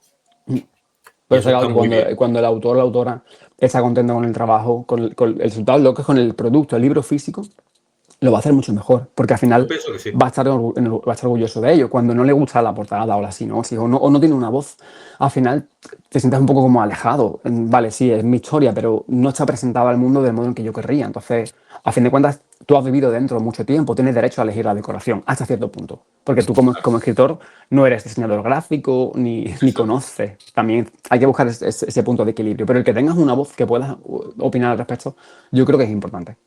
Yo también, y aparte, Mm. para justamente que tú hables con ese cariño que has hablado de los Estoy trabajadores o enamoradísimo propietarios del, del- del de libro. Durí Editorial, ¿no? Mm, Es precioso. mm, Y vamos con las tres últimas preguntas después de haber enfocado esto en la portada y la sinopsis, que quería hablarte del tema. mm. En el nombre del hijo Javier debe enfrentar una elección imposible, mantener su amor por ese pasado que desconoce, la familia a la cual no tampoco ha conocido, o rechazar a esa persona que le ha dejado esa carta o ese diario por sus crímenes. ¿Qué piensas tú sobre el perdón en este tipo de contextos? ¿Es posible perdonar lo imperdonable por amor? Mm. Bueno, yo creo que podemos llegar a una solución de compromiso. Hay cosas que a lo mejor no se pueden perdonar nunca, pero tienes que dar un espacio para un cierto grado de perdón, que a lo mejor no tiene por qué ser absoluto. Además, también creo que en última instancia lo fundamental es perdonarse a uno mismo, porque al final lo más difícil es perdonar tu incapacidad, perdonarte a ti mismo por ser incapaz de dejar atrás algo. Cuando te han hecho, te han herido, has sufrido. Creo que lo que la gente arrocha básicamente es el que no se perdonan a sí mismos por seguir sufriendo y que tanto años después siga doliendo. Entonces hay un elemento de enfado contra la propia incapacidad para dejar atrás la herida. Entonces, un cierto grado de perdón es fundamental hacia otro, pero más que nada hacia uno mismo. Sobre todo porque por haberte dejado herir, que tenemos un poco esta idea de que, y es ridícula, de que podemos evitar el daño, que podemos protegernos constantemente, no es cierto. Pero creo que nos cuesta mucho intelectualizar el por qué me he permitido herir, por qué me he permitido destruir. Entonces yo creo que al final un cierto grado de perdón hacia uno mismo es fundamental, también hacia otro. Quizás no absoluto, tampoco tiene por qué ser pleno, pero un cierto elemento de perdón creo que es necesario para... Tienes que hacer las paces contigo mismo, con tus errores en el pasado, con tus fracasos, con aquello que hiciste mal, con cuando te equivocaste, cuando fuiste injusto o cruel. No te queda otra opción. También el aprendizaje consiste en eso, en asumir el error y asumir la herida. Es necesario. Yo creo, de hecho, a ver, no sé si me estaré equivocando, pero es una manera que tengo yo de pensar y cada vez estoy más convencido. Es Mm. el perdón a uno mismo es mucho más importante que el perdón a otra persona. Es decir, Y mucho más abrazarse a uno difícil. mismo es mucho más difícil porque tú casi que te verás siempre como un todo, pero no te verás nunca como un niño, no te verás nunca como un adolescente, no te verás como una persona fallida o fallible, digámoslo así, me he inventado la palabra, es decir, que puede Mm, equivocarse. mm, No te cuesta mucho más perdonarte a ti mismo, abrazarte, pero una vez que tú te abrazas a ti mismo y lloras en tu hombro y mm, te das cuenta de que eres una persona que puede llegar a fallar y mm. que esa persona ha fallado y que ahora se arrepiente de ello, yo creo que no haría falta perdonar a la otra persona algo imperdonable, pero sí Mm. perdonarte a ti mismo como víctima para sentirte pleno de nuevo, o como esos jarrones chinos los japoneses que se Son ahí. colocan, son a veces más hermosos, ¿no? Sí, porque al final tú no eres responsable del comportamiento de otro. La crueldad que otro ejerce hacia ti es responsabilidad del otro, no tuya. Tú no puedes hacer nada. Me refiero, si alguien va por la calle con un cuchillo y te intenta atacar, tú no puedes responsabilizarte. Entonces lo único que puedes perdonar al único es a ti mismo, básicamente. Al otro, el otro debe perdonarse a sí mismo. Entonces lo complicado es eso. Y al final yo creo que estamos distraídos porque al final intentamos eso, perdonar al otro cuando no es necesario. Lo principal es que te perdones a ti mismo por haber estado ahí, por no haber sabido reaccionar, por haberte dejado destruir, etcétera. Son mucho más complicados. Tampoco nos educa. Yo creo que un problema de nuestra sociedad es que no hay una educación psicológica y emocional. Y creo que es fundamental. No entiendo por qué en los colegios no hay una asignatura que sea formación emocional. No lo entiendo. Somos criaturas profundamente emocionales. Casi todo lo que hacemos en la vida está movido por una emoción, por un sentimiento. ¿Por qué no nos educan en ello? Y se nos puede educar, tener una formación, que aprendas cuáles son tus emociones, por qué las sientes, que aceptes tus emociones. Sin embargo, vivimos como de espalda a la realidad. O sea, somos tan emocionales, sin embargo, nos educamos en todo, salvo en las emociones. Entonces, es muy difícil perdonarse a uno mismo, pero porque quizá, pues, al igual que le pasa a Javier, al final somos todos muy inmaduros emocionalmente. Nos requiere la vida entera llegar a la madurez y llegamos tarde. Entonces, vamos dando golpes a lo de ciego, por decirlo así, a nivel emocional, vamos muy perdidos. Y como digo, pues es complicado perdonarse a uno mismo, pero es fundamental. Estoy de acuerdo contigo. Yo me considero muchas veces casi que emocionalmente podría llegar a la vejez siendo un niño. Sí. Pero bueno, Totalmente. a mí me encanta esa idea que tú has dicho. No, perdona, no en cuanto, pero yo creo que tenemos que llegar a la vejez siendo niños, no a nivel emocional, pero sí a otros niveles, porque por ejemplo, tendemos a perder la inocencia y es algo muy triste. Y lo genial es llegar a la edad que llegas, a los 80, a los 90, a los 100 años, desde la inocencia, desde tu capacidad para sorprenderte ante el mundo, el no perder la curiosidad. A mí me encanta, yo pienso siempre, somos niños jugando a ser adultos. No debería olvidársenos eso, porque al final el niño está jugando constantemente, está aprendiendo, está disfrutando, se deleita con cualquier cosa. No necesita, la vida en sí misma ya es un fin, no es un medio para lograr algo. Entonces yo creo que perdemos eso a lo largo del tiempo cuando nos hacemos mayores, nos podemos mucho más, nos hastiamos, nos volvemos mucho más cínicos. Y no deberíamos perder al niño nunca. No emocionalmente, tenemos que madurar emocionalmente, ¿vale? Pero no deberíamos perder nunca la inocencia infantil y la capacidad para mirar el mundo y que nos abrume positivamente, nos deleite. Ojalá podamos llegar a ser viejos siendo niños. Creo que sería genial. Yo también, es algo que Mm, anhelo de mm, alguna manera y poder seguir sintiendo lo que tú dices, esa curiosidad y esa mm, emotividad ante ciertas cosas mm, que perdemos por comportarnos quizás de una manera demasiado solemne, ¿no? Demasiado mm, seria. mm. Y me pregunto yo, ¿tú crees que la literatura y tu literatura, viendo tu obra, ¿no?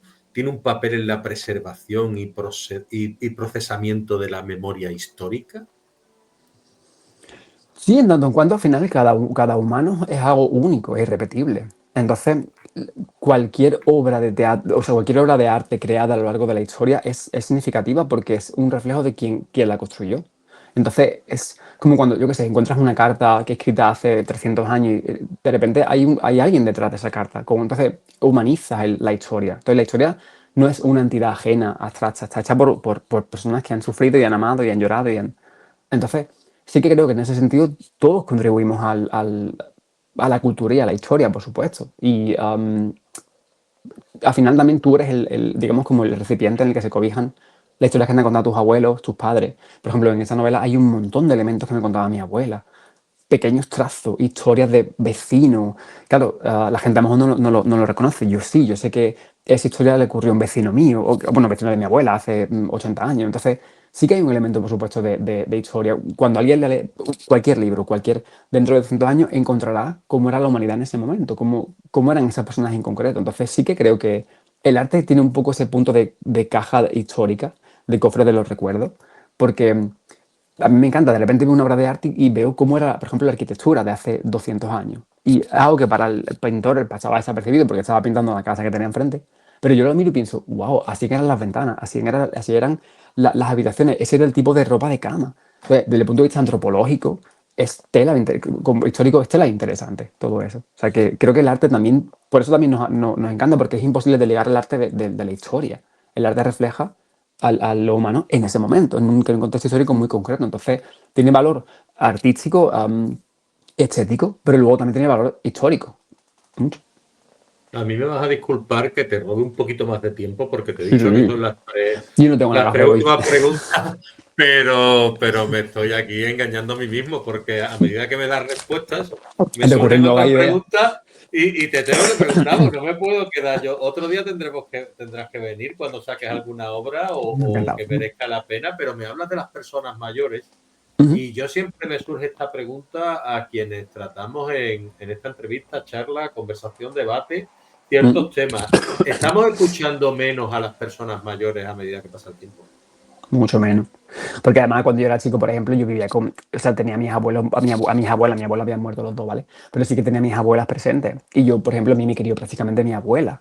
Entonces, esa cercanía entre tres generaciones atrás, ¿sabes? Ese aunar es genial, porque yo recuerdo un montonazo de cosas que evidentemente yo no viví, porque eran de principio de siglo.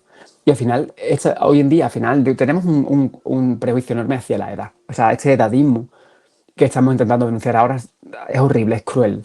Pero además también se bebe del machismo, sobre todo se le aplica a las mujeres, es muy, muy injusto. Y hay como un rechazo y como un miedo a la vejez. Estamos obsesionados con parecer más jóvenes, o con alejarnos de cualquier cosa que indique vejez. Y es tristísimo porque la gente mayor ha vivido. Luego te puede contar cosas que hablábamos antes, hay un exceso de información, hay una falta de formación. Tú puedes encontrar datos históricos en un libro, por supuesto, pero no te va a contar nadie, salvo un humano, cómo lo vivió. Yo puedo leer que el levantamiento militar ocurrió el día tal, pero una persona mayor me va a contar el miedo que tuvo cuando escuchó una sirena, por ejemplo, y tuvo que salir corriendo. Eso no está en un libro de historia, lo puede contar otra persona. Entonces, el alejarnos de nuestros abuelos o de la gente mayor, el desplazarlo, es tristísimo. Y además es una flaqueza clara y nos va a debilitar como sociedad porque hay gente que ha vivido mucho más que tú. Luego tiene mucha más experiencia que tú en todo. Entonces, este apartarlos porque ya no sirven me parece tan cruel. Pero además, todos aspiramos a ser mayores. Entonces, ¿cuál es la idea? Que cuando llegamos a ese punto también nos van a desplazar. Es ridículo. En otras sociedades, en otras culturas, por ejemplo, los sabios tienen un papel fundamental y todo parte por la decisión del sabio. Se consulta al sabio todo. A quien más ha vivido es quien tiene que opinar sobre cualquier asunto porque quizá recuerda algo parecido. Los más jóvenes no. Entonces, renunciar a la sabiduría de los mayores es una demostración más de estupidez. Y a veces porque somos muy estúpidos. Y es tirarnos piedras contra nosotros mismos. ¿Puede tener que ver, Juan Andrés, con ese acceso a la información ilimitado que tenemos, que estemos haciendo un mal uso en lugar de escuchar a esas personas mayores que te cuenten lo que es la guerra que vivieron? Y tiene que ver quizás con que, como lo tengo a un golpe de un clic, entrar en Google y saber qué ocurrió en la guerra, ¿para qué le voy a preguntar a mi abuelo que me va a dar la chapa, Teniéndolo. ¿no? mm, Sí puede ser que al final, cuando tienes tanta información, te puedes volver arrogante. Yo puedo alcanzar cualquier información, la tengo en mi ordenador cuando quiera, pero la deshumaniza. Y al final no podemos obviar que la historia es historia humana, quiero decir, no puedes deshumanizar nada, ni la arquitectura, ninguna expresión artística, nada, porque todo es humano. Entonces, el alejarte de gente que ha vivido es cruel y además también muchas veces vivimos un poco de espalda. Yo entiendo que la sociedad, yo soy un tío muy progresista, entiendo que las sociedades evolucionan y cambian y tienes que adaptarte a cosas nuevas. Entiendo que la problemática actual no es igual que la de hace 100 años ni la de 100 años, la de otros 100 años atrás. Yo lo entiendo. Pero el conocimiento de la gente mayor es esencial, porque esa gente lleva viviendo 70, 80 años y ha pasado por toda clase de cosas y sobre todo porque las ha sobrevivido. Entonces también eso yo creo que deberíamos hacer un monumento a cualquier persona mayor que alcance cierta edad, porque ha sobrevivido a cosas que quizás nosotros no sobrevivamos. Enfermedades, carencia, sufrimiento, hambruna, etcétera. Entonces, creo que es fundamental que les prestemos atención. Pero como tú dices, el hecho de tener ahí todo en mi ordenador, yo puedo abrir mi móvil y buscar cualquier información, cualquier dato histórico, para que le voy a preguntar al hombre mayor. Pero es que el hombre mayor me va a hablar de su miedo. Y en el libro no va a estar. Me va a contar cómo lo Sí, vivió, me va a contar cómo reaccionó su madre cuando escuchó caer una bomba, me va a contar cómo lloraba o cómo, que son historias reales y al final aportan mucho más que el mero conocimiento, que el conocimiento vacío no aporta nada. Si lo deshumaniza, no tiene un arraigo, no llega a nadie. Entonces yo creo que cometemos un error al hacer eso. y también tendrá que ver a lo mejor en vivir en ese ópalo, en esa nube, en ese burbuja de cristal, ¿no? De no sentir miedo. Es decir, si me lo cuenta alguien, Me va a me va a asustar producir miedo a mí. Y encima, si es en alguien querido, pues yo voy a mucho sentirme más. mal porque esta persona. Entonces, a lo mejor huir de eso y sentirnos menos vulnerables, como tú decías antes, y seguir viviendo en nuestra burbuja de cristal de aquí no pasa nada, pero al final eso nos vuelve más débiles también. Yo también creo que tenemos un problema con nuestra propia mortalidad. Al final los humanos estamos condenados a morirnos y no nos apetece escucharlo. Entonces yo creo que también el prejuicio hacia la vejez tiene mucho que ver con ver la vejez, es decir, con ver la muerte. Una persona se hace mayor y tú entiendes que al final su tiempo se agota y al final no quieres ver que a ti también te va a agotar el tiempo. Entonces vivimos un poco de espaldas a nuestra propia con respecto a nuestra propia mortalidad. Y de ahí, y lo que tú dices, vivimos en una muy protegido, no aceptamos nuestra propia vulnerabilidad, nos creemos culturas infalibles, y es falso, no es real. Entonces al final no hacemos las paces con el miedo y tenemos derecho a tener miedo. Yo creo que de hecho el miedo es evolutivo. No habríamos llegado aquí si no tuviéramos ansiedad y miedo, porque el miedo es fundamental que cuando se te acerca el león, tú te asustes, porque si no el león te va a comer. Entonces, el miedo tiene un papel fundamental, es evolutivo, es fundamental. Entonces, tenemos que hacer las paces con ese miedo y acecharlo, y porque el miedo también te obliga a estar alerta y también te obliga a mejorar y aprender y hacer cosas bien. Entonces, es necesario. Si está ahí después de tantos miles de años, porque su papel tiene. Si no, habría desaparecido.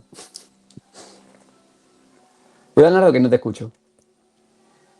Tienes silenciado A el micro. veces me Ahora sí. pasa, perdón, que a No veces te preocupes. silencio porque toso o cualquier cosa y me gusta silenciarlo. No te preocupes. Y yo me pregunto que, por ejemplo, normalmente los escritores ¿Mm? tendemos a desarrollar el sentido de la vista y del oído, porque es lo que se ve y lo que se escucha. ¿Mm? Pero te quería preguntar a ti, porque yo entiendo que en el tipo de obra que tú describes, tienes que describir olores como la adrenalina, el ¿Mm? peligro, la ¿Mm? persecución, el miedo. ¿Mm? Eso ¿cómo supone? ¿Qué tipo de reto supone para ti? Yo soy muy, más que visual, yo soy muy sensorial, tengo una buena nariz, ya lo ves. Entonces, para a mí el olfato me aporta mucha información. Entonces, yo describo muchísimo los olores, por ejemplo, cuando escribo, porque no sé cómo lo vives tú como escritor, ¿vale? Pero cuando yo escribo, no estoy dentro de la historia, como en un sueño. Es decir, yo estoy allí. Entonces, veo todo, huelo todo, siento todo. Entonces, claro, cuando escribo quiero contárselo al lector, porque a mí me parece interesante cómo a qué huele algo. Entonces, el olor de la hierba, por ejemplo, cuando acaba de llover, por ejemplo, o de la tierra húmeda, o no lo sé, o de algún alimento. Entonces, tiendo a contárselo siempre. Y al final mis novelas son como muy sensoriales. O en general mi forma de escribir, también los relatos. Porque te aporta mucha información. Yo, ver lo que hace el protagonista, vale, me interesa, cómo se levanta, y va. Pero me interesa ver, por ejemplo, cómo huele. Me interesa saber, por ejemplo, cómo se siente la silla en la que está sentado. Si hace frío, si hace calor. Es decir, a mí eso me aporta mucha información como individuo, le doy importancia y cuando cuento una historia también recalco mucho todo eso, los olores, las sensaciones, por ejemplo, las impresiones visuales. No es igual, por ejemplo, cuando cae el sol y de repente no ves bien porque te está un poco cegando. Intento contárselo al lector porque cuando yo estoy dentro de la historia, percibo todo eso, soy muy sensorial y de hecho hay gente que me lo ha dicho, que me ha dicho mucho, me encanta leerte porque es como si estuviera en una película. Y pienso, porque estoy describiendo lo que yo percibo, no tanto visualmente, que sí que en mi caso no es mi sentido dominante, mi sentido dominante es el olfato, creo yo, o en todo caso el oído. El escuchando al final se lo cuento al lector y creo que enriquece el saber a qué huele una situación, desde la ficción, por supuesto, pero creo que es mucho más enriquecedor hacer referencia a todos esos elementos sensoriales. Claro, ¿no? A mí me fascinó una respuesta que dio Pérez Reverte a una pregunta de qué olía la guerra. Es decir, a mí me fascinó Uf, da miedo, claro que da miedo, da miedo. pero plástico quemado, tal, esa respuesta a mí Carne me quemada. dejó completamente consternado, ¿no? Mm, Pero lo explicó de una manera tan, claro, tan visual y tan a la vez de haberla vivido él, que dices tú, es impresionante, ¿no? Que pueda describir ese olor y que mm, pueda resultar tan cercano. Y ya te digo que es triste, pero fue una respuesta que me dejó marcado, digámoslo así. Y además, no le damos mucha importancia al sentido del olfato y es fundamental. Es el que más se asocia a la memoria. Las imágenes se tergiversan con el paso del tiempo. También, por ejemplo, las voces cambian. Cuando recuerdas una voz de tu abuelo, igual no es del todo así, pero los olores se clavan de una manera muy, muy, muy clara. Entonces sí que puedes oler de manera, recordar un olor de manera muy, muy, muy cierta. No se someten al mismo grado de tergiversación que el resto de los sentidos o no con el mismo grado. Entonces, te acuerdas de cómo olía tu abuela hace 40 años y lo recuerdas perfectamente. Yo me acuerdo perfectamente cómo olía mi abuela. Entonces es una cosa que no se va a perder nunca, te vas a morir con esos recuerdos. Entonces somos nos domina mucho el olfato. Entonces yo cuando escribo intento darle mucho protagonismo a qué huelen las cosas. Desde el perfume que lleva, por ejemplo, un personaje, a qué huele, por ejemplo, el olor de la piedra cuando entras, por ejemplo, en un cementerio. Ese olor intenso de humedad del mármol, por ejemplo, de la tierra. Son cosas que se graban mucho e intento contárselo al lector también. Claro, y eso también tiene en cuenta que los olores, tú que eres psicólogo, son Mm, capaces de retrotraerte a una situación completamente completamente. traumática, mucho más que ver algo, por Sí, sí. ejemplo, el olor de la salida de una bala, de un abrillantador, de algo tan cotidiano como puede ser un puchero, si te ha resultado Ujú. ser algo traumático, porque cuando tu madre hacía puchero, pues Hay una discusión en casa o tu algo. padre había una discusión o una discusión con alguien o lo que sea, un Mm, maltrato, y eso a ti te puede llevar a traumarte con ese tipo de olores, ¿no? ujú. Sí, porque están grabadas en la memoria de una manera muy clara. Entonces, no lo vas a olvidar nunca a qué huele ciertas cosas. Lo vas a recordar constantemente por mucho tiempo que pase. Entonces sí que te puedes devolver a un lugar, te puedes retroceder a un lugar, algo traumático o también algo agradable. Por ejemplo, cuando hueles, de repente recuerdas cómo olía a alguien. O algo, hay un olor determinado que te recuerda a alguien a quien no has visto en 30, 40 años o el tiempo que sea. Y tú todavía lo recuerdas. Entonces, tiene una asociación tremenda con la memoria, muchísimo. Entonces, claro, te lleva al momentos buenos y a momentos horribles, por supuesto. Entonces, es muy, muy poderoso. Probablemente mucho más que el... También visualmente tenemos mucha más información. Al final estamos viendo todo el rato. Pero los olores al final son... no todo te golpea a nivel de olor. Entonces, creo que tenemos un registro mucho más correcto de qué hemos olido a lo largo de la historia, del tiempo. Entonces, te devuelve a ese punto, por supuesto. Vale, vamos ahora sí con la penúltima pregunta que te estoy engañando completamente. Tú escribes desde Melilla, que es una ciudad fronteriza con una Mm. identidad, bueno, llamémoslo compleja, multicultural, en la que convergen varias culturas. ¿Tú cómo crees que ese contexto geográfico y cultural ha influido en tu mirada como escritor?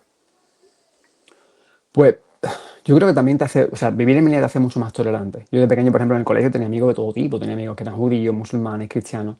Entonces participaba, por ejemplo, de sus ceremonias. Yo iba a los cumpleaños de mis amigos, iba a sus casas, que eran arquitectónicamente distintas. La casa de una persona judía tiene ciertos elementos arquitectónicos que no tiene la casa de un cristiano y la casa de un musulmán. Entonces, al final, eso es enriquecedor sin darte cuenta. Tú vives en ese entorno. Y luego, por ejemplo, hoy en día tengo la sensación de que estamos mucho más segregados en general. Hay una separación clara entre... Y en Melilla, por ejemplo, eso no ocurre. Tus amigos son musulmanes, son cristianos, por lo cual te obliga a convivir con ellos. Y eso es genial. Y te das cuenta de que al final no hay tal cosa como una diferencia. Podemos llevar diferente ropa o creer o poner un nombre distinto a nuestras creencias. Al final, lo humano somos todos iguales. Llevados suprimidos al mínimo o divididos al mínimo, somos muy parecidos. Entonces, esa tolerancia, por ejemplo, creo que se refleja también en mi forma de escribir, es esa curiosidad por cultura distinta de la mía. La primera novela ocurre en el Imperio Mogol, Noche y Niebla ocurre en Argentina. Quiero decir, el no sentir que tengo una frontera. También creo que eso me ayuda a la hora de escribir. No me da miedo hablar de una historia ocurrida en el siglo XV en un país que no conozco, en el que nunca he estado. Porque pienso, si es que los humanos tampoco somos tan distintos, si es que yo he conocido humanos muy diferentes y al final... Entonces también me da cierta libertad. Creo que al final, si vives en un lugar donde no te expones a otras realidades, te puedes volver muy rígido. y pensar, yo escribo sobre lo que conozco y lo que conozco es esto. Pero cuando has vivido con culturas muy distintas y demás, creo que te da un apetito por las culturas y te hace fácil querer descubrir y explorar sobre otras distintas de la tuya. Entonces te da cierta elasticidad, creo. Y luego después también Melilla es alejada de todo, una ciudad muy complicada, es una isla que rodeada está completamente aislada. Entonces, también creo que eso se afecta a nivel de carácter. Yo creo que hay una sensación un poco de abandono del melillense con respecto al resto de España. Estamos completamente marginados, no aparecemos ni siquiera en los mapas muchas veces. Aparece el tiempo y están todas las ciudades, incluidas las Canarias. Melilla no aparece, aparece Ceuta, pero está más cerca de Melilla. Entonces, esa sensación de no pertenecer también creo que afecta al carácter del melillense, que siente que tiene que, de algún modo, buscarse la vida, porque es un ciudadano de segunda, realmente lo creo. Tenemos servicios de segunda, todo lo que no funciona en otro lado llega a Melilla cuando ya no funciona en otras partes. Entonces, esa sensación de abandono por parte de las instituciones también creo que marca el carácter, te obliga a ser fuerte, no te queda otra opción, porque luego no tienes respaldo. Yo, por ejemplo, aquí en Melilla es complicado que tenga un respaldo como escritor. Hablo con compañeros míos y cuando publican una novela en sus ciudades tienen apoyo institucional tremendo y yo no lo tengo. Entonces, porque Melilla está alejada de todo. Entonces, creo que eso también afecta al carácter, para bien, te obliga a ser más fuerte. Y te obliga también, bueno, o te lleva a escribir un poco con el tono y el estilo que tú escribes, un poco Mm. de denuncia, ¿no? De alguna manera, ¿no? Sí, las realidades incómodas tienen que ser denunciadas, no quizá, no por el mero hecho de denunciarlas en sí, sino por el hecho de reivindicar el sufrimiento de la gente que las vive. Entonces yo creo que al final es eso, tenemos que hablar de lo horrible, porque tenemos que reivindicar la emoción del que ha pasado por lo horrible. Eso es lo principal, no es el hecho en sí, el acto en sí, sino la emoción del que estuvo allí. Que yo creo que eso es al final lo más injusto es eso, no negarle a alguien que ha pasado, que ha sufrido. Entonces tenemos todos estos problemas, por ejemplo, con la memoria histórica en España, esa dificultad para aceptar lo que ocurrió, porque queremos un poco negar a la gente que sufrió. Y esa gente tiene derecho a contar que sufrió, que tuvo miedo y que se sintió superada. Esa gente tiene derecho a contarlo. Entonces, tenemos que reivindicar lo que hablaba antes, el dolor. Yo creo que tenemos que reivindicar el dolor humano y la tragedia que no hemos inventado nosotros mismos, porque al final la dificultad humana la genera el hombre, me refiero, funciona así. Entonces, creo que es necesario, al final todo tiene que ver con las emociones, con hacer las paces con nuestras propias emociones, con aceptar que lo hemos pasado mal, que hemos sufrido. Yo creo que es necesario darnos ese contexto en el que uno tiene derecho a sufrir, a pasarlo mal y a contarlo abiertamente desde la calma. Yo creo que forma un poquito parte de nuestro carácter latino, ¿no? De nuestra sangre caliente, eso de no aceptar o de Rebelarnos contra ocultar o de ello. echar a un lado y de luchar contra ello y de subir la alfombra y decir, bueno, vamos a meter esto ahí abajo, ¿no? Que no se Mm, ve, ¿sabes? mm, Eso es lo que yo pienso con el tiempo y demás, que forma parte un poquito de nuestra genética.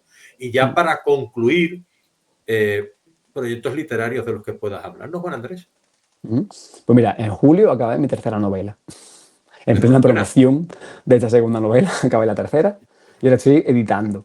Y o sea, mi idea era que iba a tardar como un año y tal, pero estoy yendo a muy buen ritmo. Entonces mi intención es acabarla antes de, si puede ser, antes de diciembre, bueno, antes de Navidades. Esa sería mi intención. Estoy disfrutando mucho del proceso de edición y está yendo rápido. Así que ese es mi siguiente proyecto.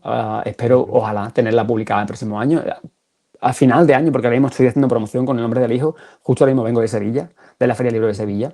La novela se publicó en abril, entonces tengo tiempo todavía de promocionarla. Pero con un poco de suerte para el próximo año, o sea, para finales, por ejemplo, ojalá pueda estar publicado. Ojalá a Javier de Duri le guste la novela, que me encantaría publicar, evidentemente, seguir publicando con ellos porque estoy encantado. Así que ese es mi siguiente proyecto. Y luego tengo también un montón de relatos en mente.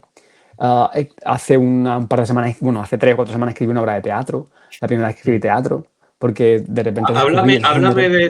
háblame de esa obra de teatro y el desafío que ha podido suponer para ti escribir teatro, porque ya estamos Bueno, mira, hablando de poesía, prosa, casi ensayo. Por lo que estoy viendo en ti, te veo casi en no el son ensayo algún día y ahora sí me me hablas interesa. de teatro. ¿Cómo funciona en tu cabeza el teatro? Orgánicamente, Leonardo. Simplemente yo acabé en julio la novela y después de 3 años de novela quería leer a otra gente, porque yo no sé si te pasa a ti, pero mientras yo escribo yo no puedo leer, porque me da mucho miedo que cualquier cosa que yo esté leyendo Igual aflore que en mi yo, historia. me Leo contamine. cero. Entonces, los últimos 15 años he leído poquísimo, pero poquísimo, y lo echo de menos tremendamente porque me encanta leer, entonces no puedo. Entonces, cuando acabé la novela dije, vale, este verano voy a leer. Entonces leí a autores contemporáneos y luego también leí clásicos. Y quería leer algo de Lorca, porque Lorca, la poesía de Lorca tiene mucha influencia en mi forma de escribir. He llegado muy tarde a ella, pero la vida de Lorca me interesa muchísimo. Además, tengo amigos que viven en Fuentevaquero, que fue el lugar en el que nació Lorca. Entonces, mi conexión con Lorca es cada vez más intensa. Entonces leí, dije, voy a leer algo de Lorca. Entonces mi amigo Nico me pasó Boda de Sangre. Y no sabía que era teatro, honestamente. Lo había estudiado, pero no tenía en mi mente que era teatro. Y pensé, ostras, es teatro. Voy a poder leer teatro y de repente me fascinó por completo. Fue fascinante. Entonces me comí en cuestión de pocos días Boda de Sangre, La Casa de Bernarda Alba y Yerma, que son como las tres obras de Hombre, teatro que te andaluza. estás hablando de unas maravillas Maravilla, tremendas, maravilla. maravillas, Sobre sobre todo todo para mí Boda de finales, Sangre. finales. Esa El final de Bodas de intensidad. Sangre es Buah, ¡guau! Guillermo es una obra que exactamente. en su conjunto, y el nombre, y dices tú, es que esto está escogido a la más A la mínima, perfección. a la perfección. Entonces leí esas tres obras de teatro y de repente, cuando iba por la tercera, dije yo, quiero escribir teatro. Yo no sé cómo, pero quiero escribir teatro. Entonces, tenía una historia ya escrita, un relato, con el que había ganado un concurso. Y pensé, igual puedo conseguir no, 7 cuadros. Que al final, yo desde el desconocimiento absoluto, desde la ignorancia, que la ignorancia es muy atrevida, no sabía nada de teatro, únicamente he leído 3 obras de teatro y pensé, bueno, Lorca suele tener 7, 8 cuadros normalmente. Si consigo 7 u 8 cuadros, que son como escenas, va a estar bien. Así que de repente en 5 días escribí una obra de teatro. Cogí mi relato, lo adapté y lo transformé, o sea, empecé de cero y lo transformé en una obra de teatro. Y lo he compartido con amigos que son actores. Es muy difícil técnicamente escribir teatro, porque es muy diferente al relato. Es decir, la forma en que todo lo que son las acotaciones, cuando es cursiva, todo va en paréntesis, los nombres van en mayúsculas, es muy difícil, es muy diferente al relato. Entonces pensé, Buah, esto es un desastre. Lo compartí con varios amigos que son actores y me tenía curiosidad, en plan, bueno, ¿qué opinas? Es un desastre, ¿no? Y me dijeron, no, está genial, me ha encantado. Y yo sé que la historia en sí es potente, he ganado, como te digo, un par de concursos con ella, y la historia es muy potente. Pero claro, no sabía si yo técnicamente lo había hecho bien. Pero de momento lo que me han contado estos 3, 4 amigos que le he compartido, que son todos actores, es exactamente, o sea, que la entienden como actores. Yo pensaba, no van a entenderla, he acotado en exceso, he acotado demasiado poco, pero la entienden muy bien. Y estoy súper contento con haber descubierto el teatro y estoy deseando poder escribir más teatro, porque Qué me ha bien, encantado, me ha encantado. qué bien, qué bien. Sí, Y encima, lo que pasa es que el teatro, pienso yo, que esto es como si lo hiciéramos en deporte, es decir, voy a hacer un equipo de fútbol, pero me tengo que buscar un sitio donde jugar. En el teatro sí, te tienes que buscar un teatro. A ver, ya, no te claro. estoy hablando del Gran Teatro Falla, pero Pero tienes que buscar un teatro, un lugar, un espacio que sea moldable a tus pretensiones, ujú, aunque sea una sala de multiusos de un instituto, ¿no? ujú, Pero tienes que buscar ese espacio y eso se suma, ¿no?, a las claro. dificultades que pueda ser escribir teatro, ¿no?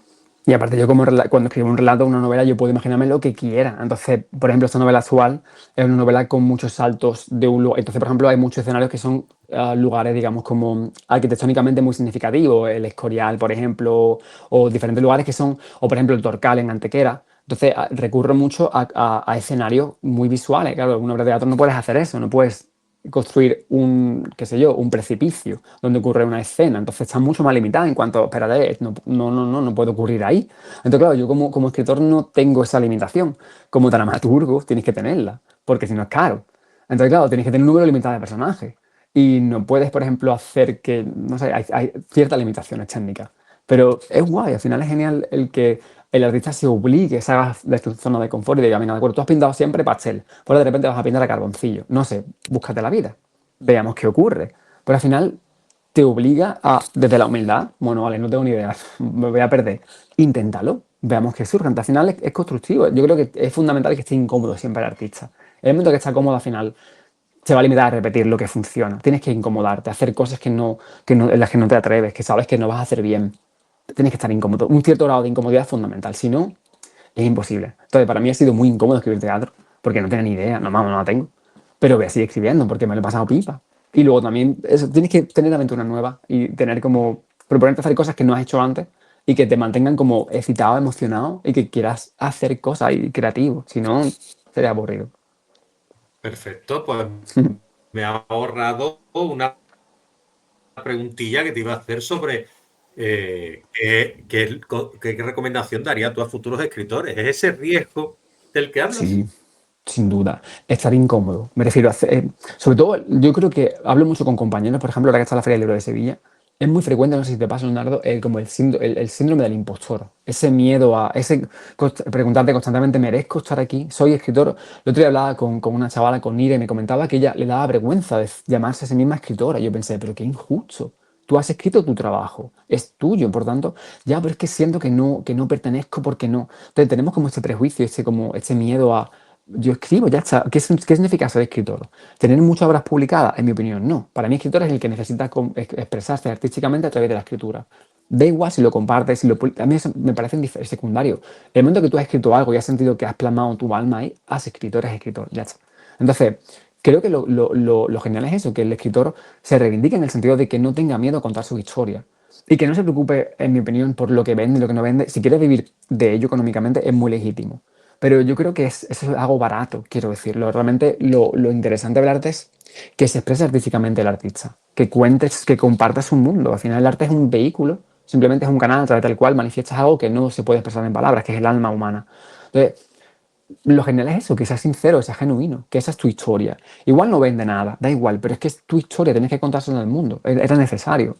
Funcione mejor, sea más o menos mediática, más comercial o menos, pero que seamos sinceros y que seamos genuinos.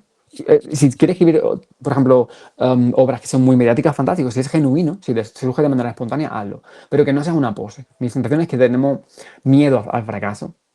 Hay una presión enorme para que tu historia se venda.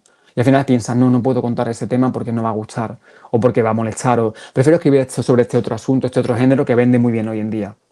Eso nos limita. Al final no, nos vamos a imitar unos a otros y al final eso es limitante. Yo creo que lo que tenemos que hacer es ser honestos, contar lo que queremos, cada uno que cuente su historia. Porque eso es lo que le va a hacer especial, que es suya, única. No se parece a nada porque es de esta persona y cada cual es un mundo. Entonces, tenemos que ser valientes en ese sentido. En general, en el mundo de la escritura y en el arte en general, es fundamental que el artista sea valiente. Da mucho miedo, pero es necesario que lo sean. No nos queda otra opción. Y si no la cuentas tú, no la va a contar pues, ningún Nadie te otro. lo va a contar tu historia. Nadie. Podrán contar algo parecido, pero no van a contar tu historia. No, yo creo que el arte te elige. Yo realmente lo siento así. Cuando tengo una historia en mente, siento es mi deber contársela al mundo. Con mis flaquezas como escritor, con mi debilidad y también con mi riqueza. Entonces, si ha elegido que la cuente yo es porque quiere que la cuente con mis defectos y con mis virtudes. Y será inferior a otra. Si la contara otro escritor, que sea mucho más preclaro en su visión, sería mejor. Pero da igual, está en mi historia. Entonces, va a estar escrita con mi sangre, literalmente. Entonces, no hay una comparación, da igual, es única. Entonces, yo creo que el arte es hermoso justo por eso, porque es único de cada artista. No se parece, no puede parecerse a nada. Si es honesto, si es genuino, es distinto porque cada uno es un mundo. Entonces, requiere, lo que hablamos, da mucho miedo, porque tú también quieres vender como todo el mundo y demás, pero al final, el ser honesto con tu historia creo que es fundamental y necesario. Nadie la va a contar como tú, nadie, porque es tu historia.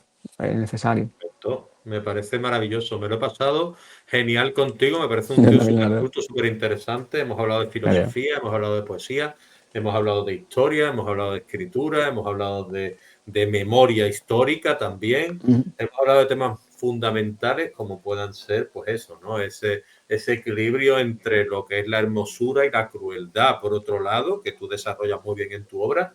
Yo te quiero agradecer el ratito que hemos echado aquí bueno, disculparme por un poquito, porque te roba un poquito más de tiempo del normal, pero me ha Es parecido sábado, súper Leonardo. interesante. Es sábado, tenemos tiempo, tenemos Y nos tiempo. hemos levantado Menos temprano, mal. ¿eh? No anda pronto. ¿Qué poco tiempo le dedicamos a hablar? Y qué Sí, necesario es, ¿sabes? Quedar con los amigos y decir, ¿qué vamos a hacer? Nada, a hablar. Ya está. hablar. No Y lo ya está. hacemos y es fundamental, aunque sea con uno mismo, ¿sabes? Que es fundamental. O sea, que es genial que podamos dedicar, qué suerte tenemos, que podamos dedicar la mañana tranquilamente a hablar de literatura y filosofía, qué suerte tenemos. De verdad. Y yo querría dejarte este pequeño espacio, Juan Andrés Moya Montañez, apuntad ese nombre, ¿vale? Y para despedirte y para que, por favor, ya que no hemos hablado mucho de otros escritores y autores, porque ha sido muy interesante cómo has tratado tú todos los temas que hemos hablado, me gustaría que le tendieras el guante voy a desafiarte un poquito, a ver si eres capaz de ampliar un poquito esa constelación que estamos creando de autores y autoras con alguien que quieras mencionar, que a ti te ha gustado, que pueda ser compañero o compañera tuya, que tú lo consideres amigo o amiga y que pueda estar interesado o interesada en venir a este programa, a este episodio, a contar su experiencia como autor o autora y que vayas a darnos, nos mojamos un poquito aquí, porque no sabemos lo que nos va a decir, quizá una respuesta positiva, afirmativa de venir aquí.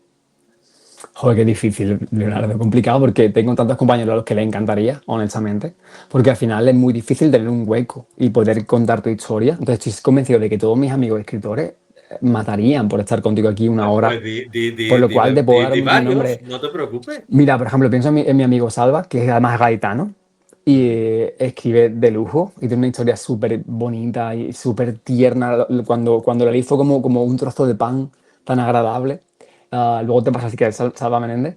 A él le va a encantar estar aquí seguro. Además, gaitano te lo va a pasar Y genial con ahí, él. ahí hablamos también de olores, porque el pan, ¿no? Sí, Qué bien justo huele el yo cuando pan. leí le dije, Quillo, tu obra es como un trozo de pan calentito que lo huele y es como ciernas una hora en la que te refugias y no quieres salir de ella. Me pareció tan bonita su historia, así que yo creo que estaría encantado.